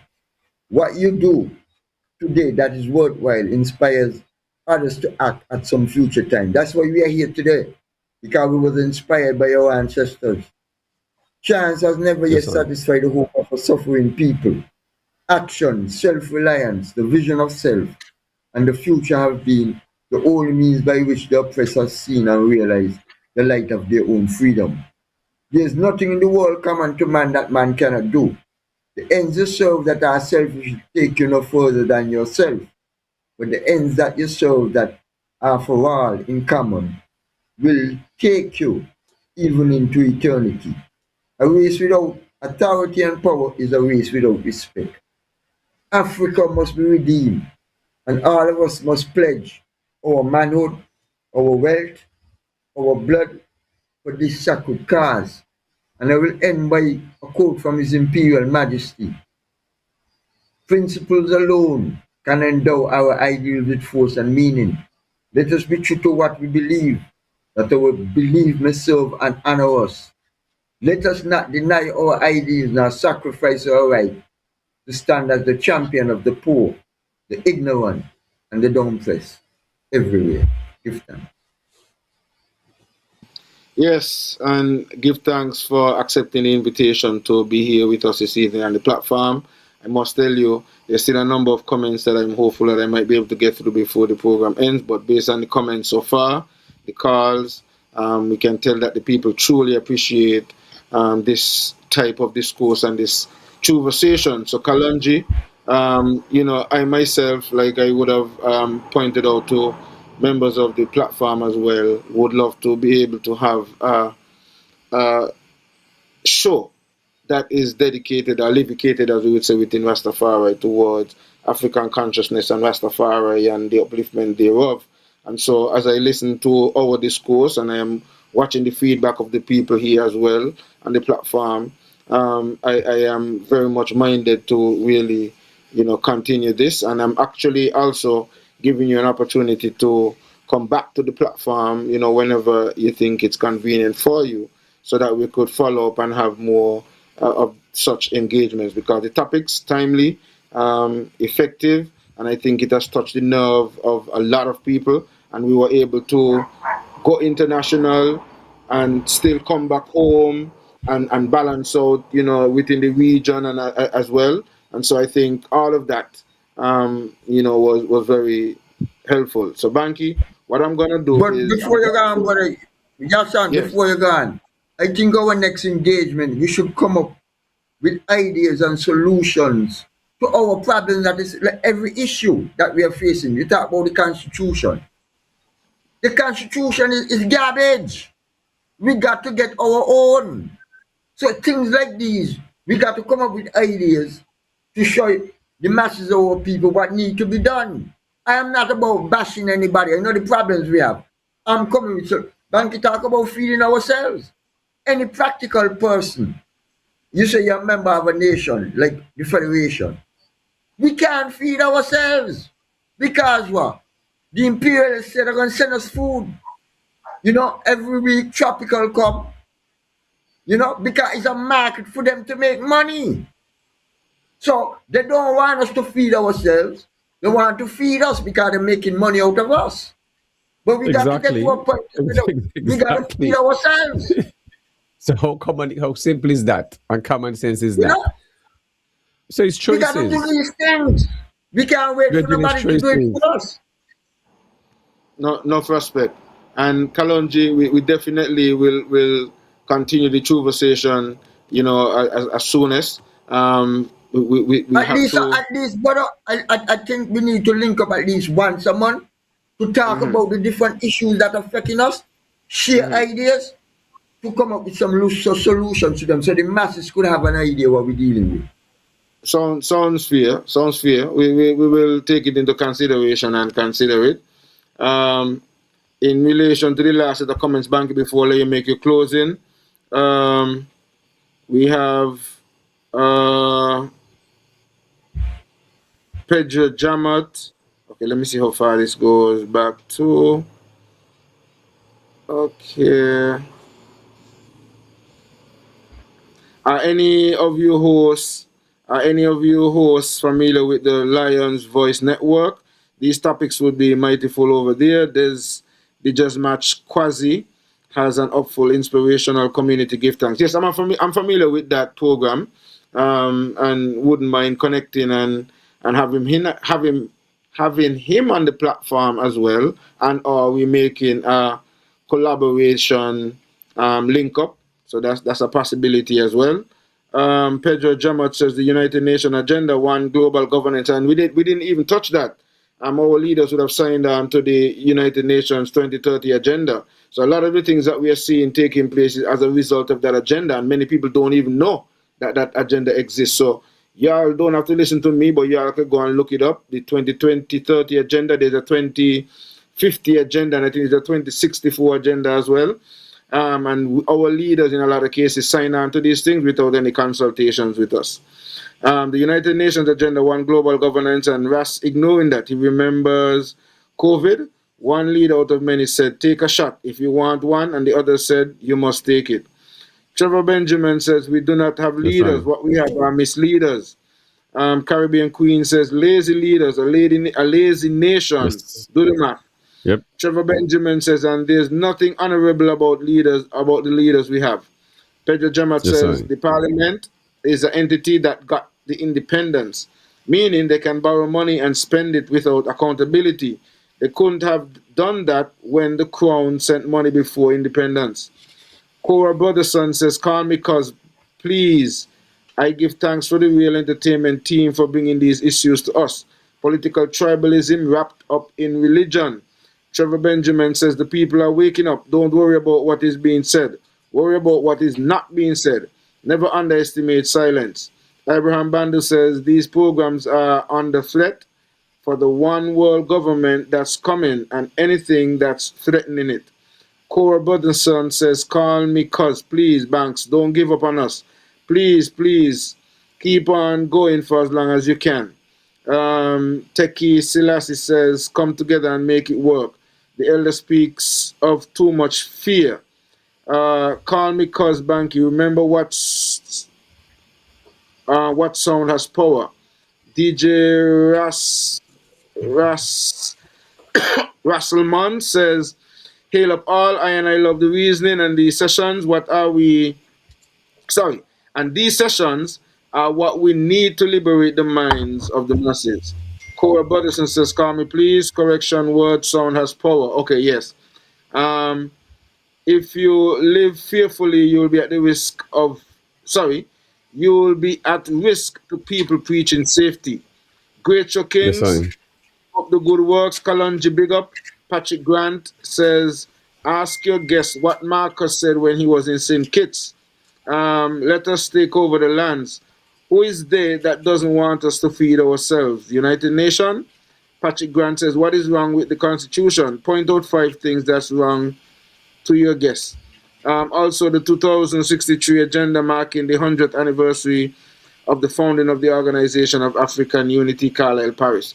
Okay, so, Kalongi, based on the comments, you recognize that the people are in tune. There's a lot of people out there who are engaged in the topic and love the topic, and we really want to thank all of you who would have been a part of the discourse, and that's why we make it our business to try to, as much as possible, include your comments in the discussion and the discourse, because we think that all of your comments and participation is valuable. Those who called in and made a contribution via the phone calls, we want to thank you very much. Bulby Jones, the last comment said them run to Parliament to make laws and regulations, but the system don't work. This dysfunctional society in SKN. Cora Butterson says, call me by Bankie. The person really want you to call them by. There's enough time. They said that, let's not forget astrology and all this. We are under the same constellations as was present during the civil rights. Let's work with what we have. Grassroots will push through the concrete. Okay. Kalongi, Bankie, you made your closing? Let me give you opportunity. Let me give you opportunity for your closing, and then we close it out. Yes, well, Kalongi, I just want to thank you again for taking the opportunity to be part of the show, and definitely next time we try to have Brother Omawali and definitely continue the conversation and stuff like that when it comes to our unity, African unity, and in the diaspora and stuff like that. But also just want to thank the listening audience, and it's always a beautiful thing, Yahsonn, when you realize the people are awakened and the consciousness level that they are, and they can tell by the comments that they're making. I can tell that. You see what I mean? And it's important for each of us who are here to pass on that knowledge to their home. And that's how we get change. You're not just keeping it to yourself. It's each one teach one. Because we're not going to get it from our leaders. All we're going to get is cost, and all this negative thing, entertainment. Politics is entertainment. It's just like wrestling, different, Wrestling is just like sports, basketball. You hear people consume basketball and soccer and all these things. These are just sports, merchandises. You think a man gonna give a next man $500 or something $1 for 5 years, and thinking that it's all these games have been rigged. I don't watch these things. You understand? Because I know if you're watching it, know it's been entertained. It's entertainment, and this is same with these politics. That's what it is. Virgin, I don't let people waste my time, because I'm gonna grow up so I'm a different type of person. Because I see things for what it is. You see what I mean? I see things for what it is, so I'm not going to play games. I don't play games in my younger time in my life, and I ain't going to play game when I'm almost 50. Not going to work. I'm a straight shooter, and that's it. But I appreciate these views and lists and comments here, because I know they're on a different level, and different wavelength, different frequency. But just not enough people are not on this thing. They got to really change their mind frame when it comes to what we call education. We are reading the wrong type of books. We're teaching our children the kind of nonsense they're teaching. That's why some before you go to school, I tell you straight up, I tell them, watch it. You're going to go to school and they're going to be teaching things that don't make any sense. You got to let them know these things that is not a part of who you are. It's just so I have my own schooling done in my home. Let them know these are the things. But be confident in who you are. You have to write a lie to pass a test. This stuff our peers them learn, we still teach them in school, Virgin. It's just like they have a system where they don't want at 1A1, 1A2, 1A3, 1A4. They want to have 1A1 named crocodile, and next one named fowl, and next one named dog and cat, and then now walk. Teachers them frustrated, and then because they was told to do this by America and told to do that and all that kind of crap.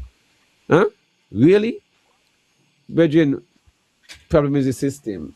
I was one of those persons in school who see it at an early age. You're in 5A1, you're in 5A2. I went in 5A2 or 5A3, whatever. The class is the same, doesn't matter. The problem is the teachers. A lot of the teachers are the problem, can't teach. And they've been happening on this since me go to school. I had to come out of some teacher's class, go in another teacher's class.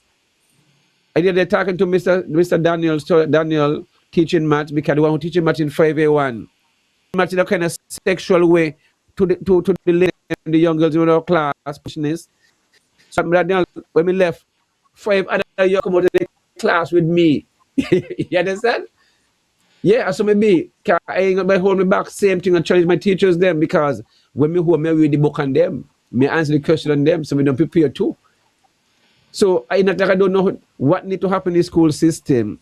Every quarter, each student is given a $5 that. And you assess the teachers, Virgin.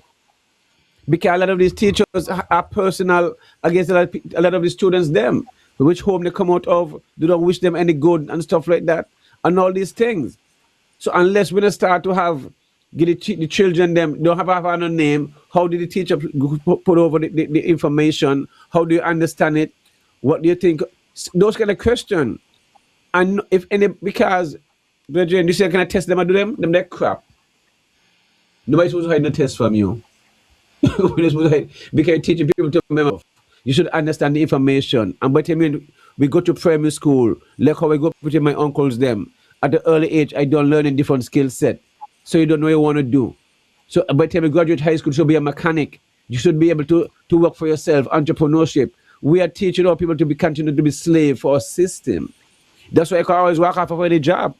That's why nobody can hold me down wherever I go in the world. I walk off a job all the time because it's good for me, it's good for me. And I'm disciplined. Many are not that. They are just being brainwashed to work for themselves and to condition themselves to be disciplined. Going on the last 3 years, I my own self, me work for, doing my own thing, what is consulting for myself. You understand? I rather do that. Okay, it works because what is put on this earth here is your time. Because most time is spent, and a matter of fact, let me say this: no school need to pass 10 at 12 o'clock.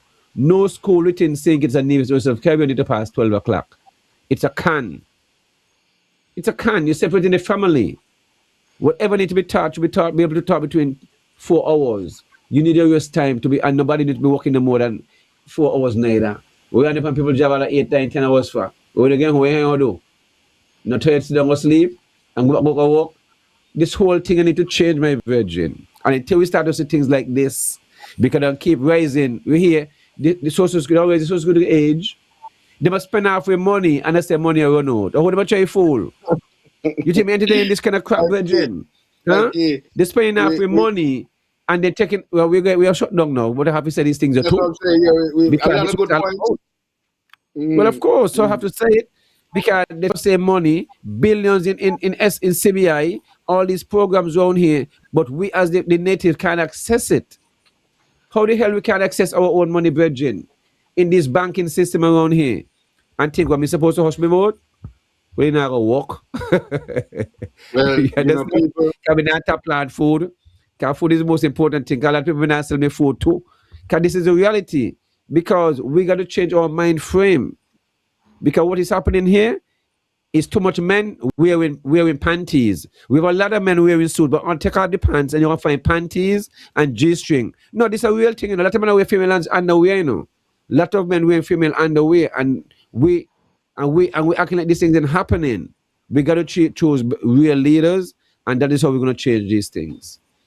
well, people, I must tell you, right, that this is like one of them, you know, back in the days when you had them soap operas and coming on to the end when you get that sweet part, that guy you like getting ready to get back for the next edition. So we look forward to having you for the next edition of the topics, and be sure to come in on us on Friday when we're having another edition of Everything Agriculture. So some of these issues that are brought up in relation to and agriculture. Next week Tuesday also, let me say, next week Tuesday we have Janice Daniel Hodge. She'll be our guest next week. Definitely looking for it also, and see what the plan is for Nevis and in the future and the way ahead and stuff like that.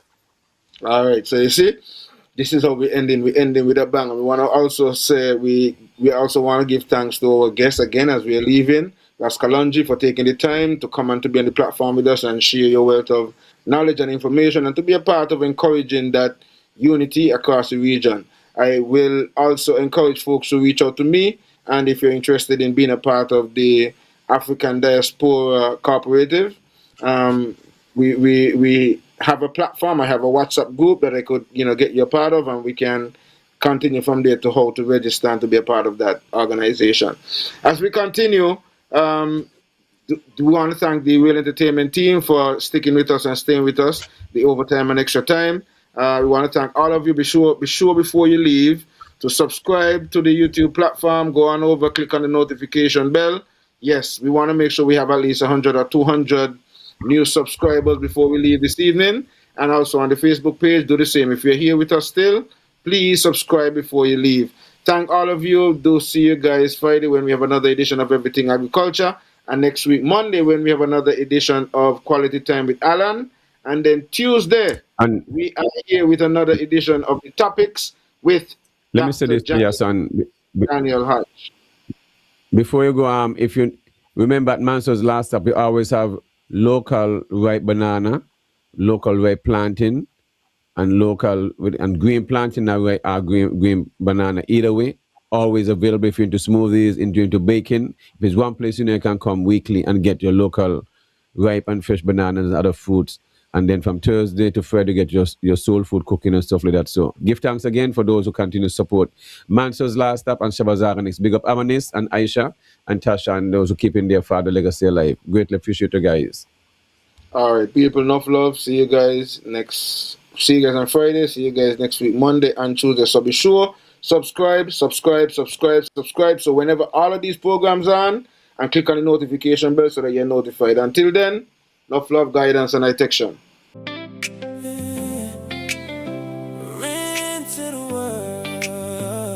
The Topiks. Bankie and Yahsonn.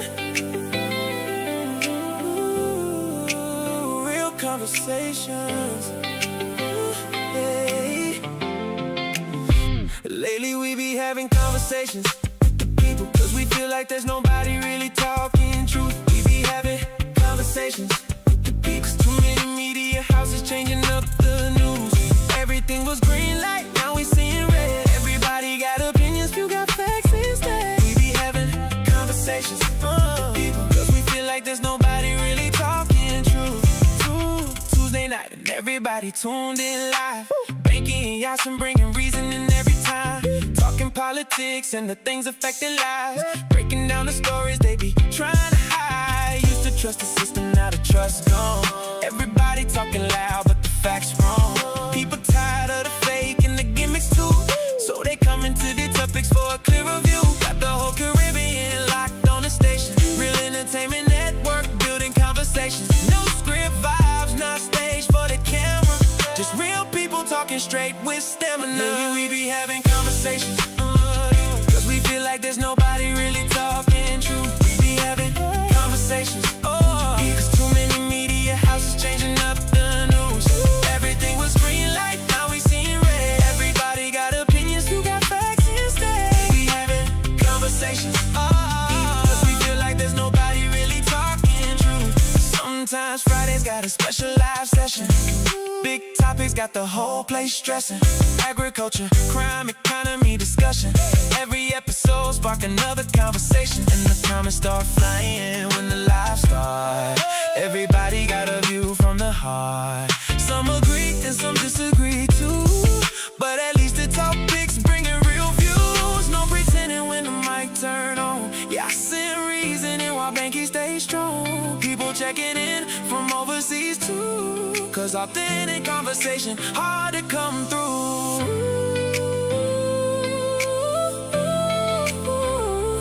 Everything was green light, now we seeing red. Everybody got opinions, you got facts instead. We be having conversations with the people, cause we feel like there's nobody really talking.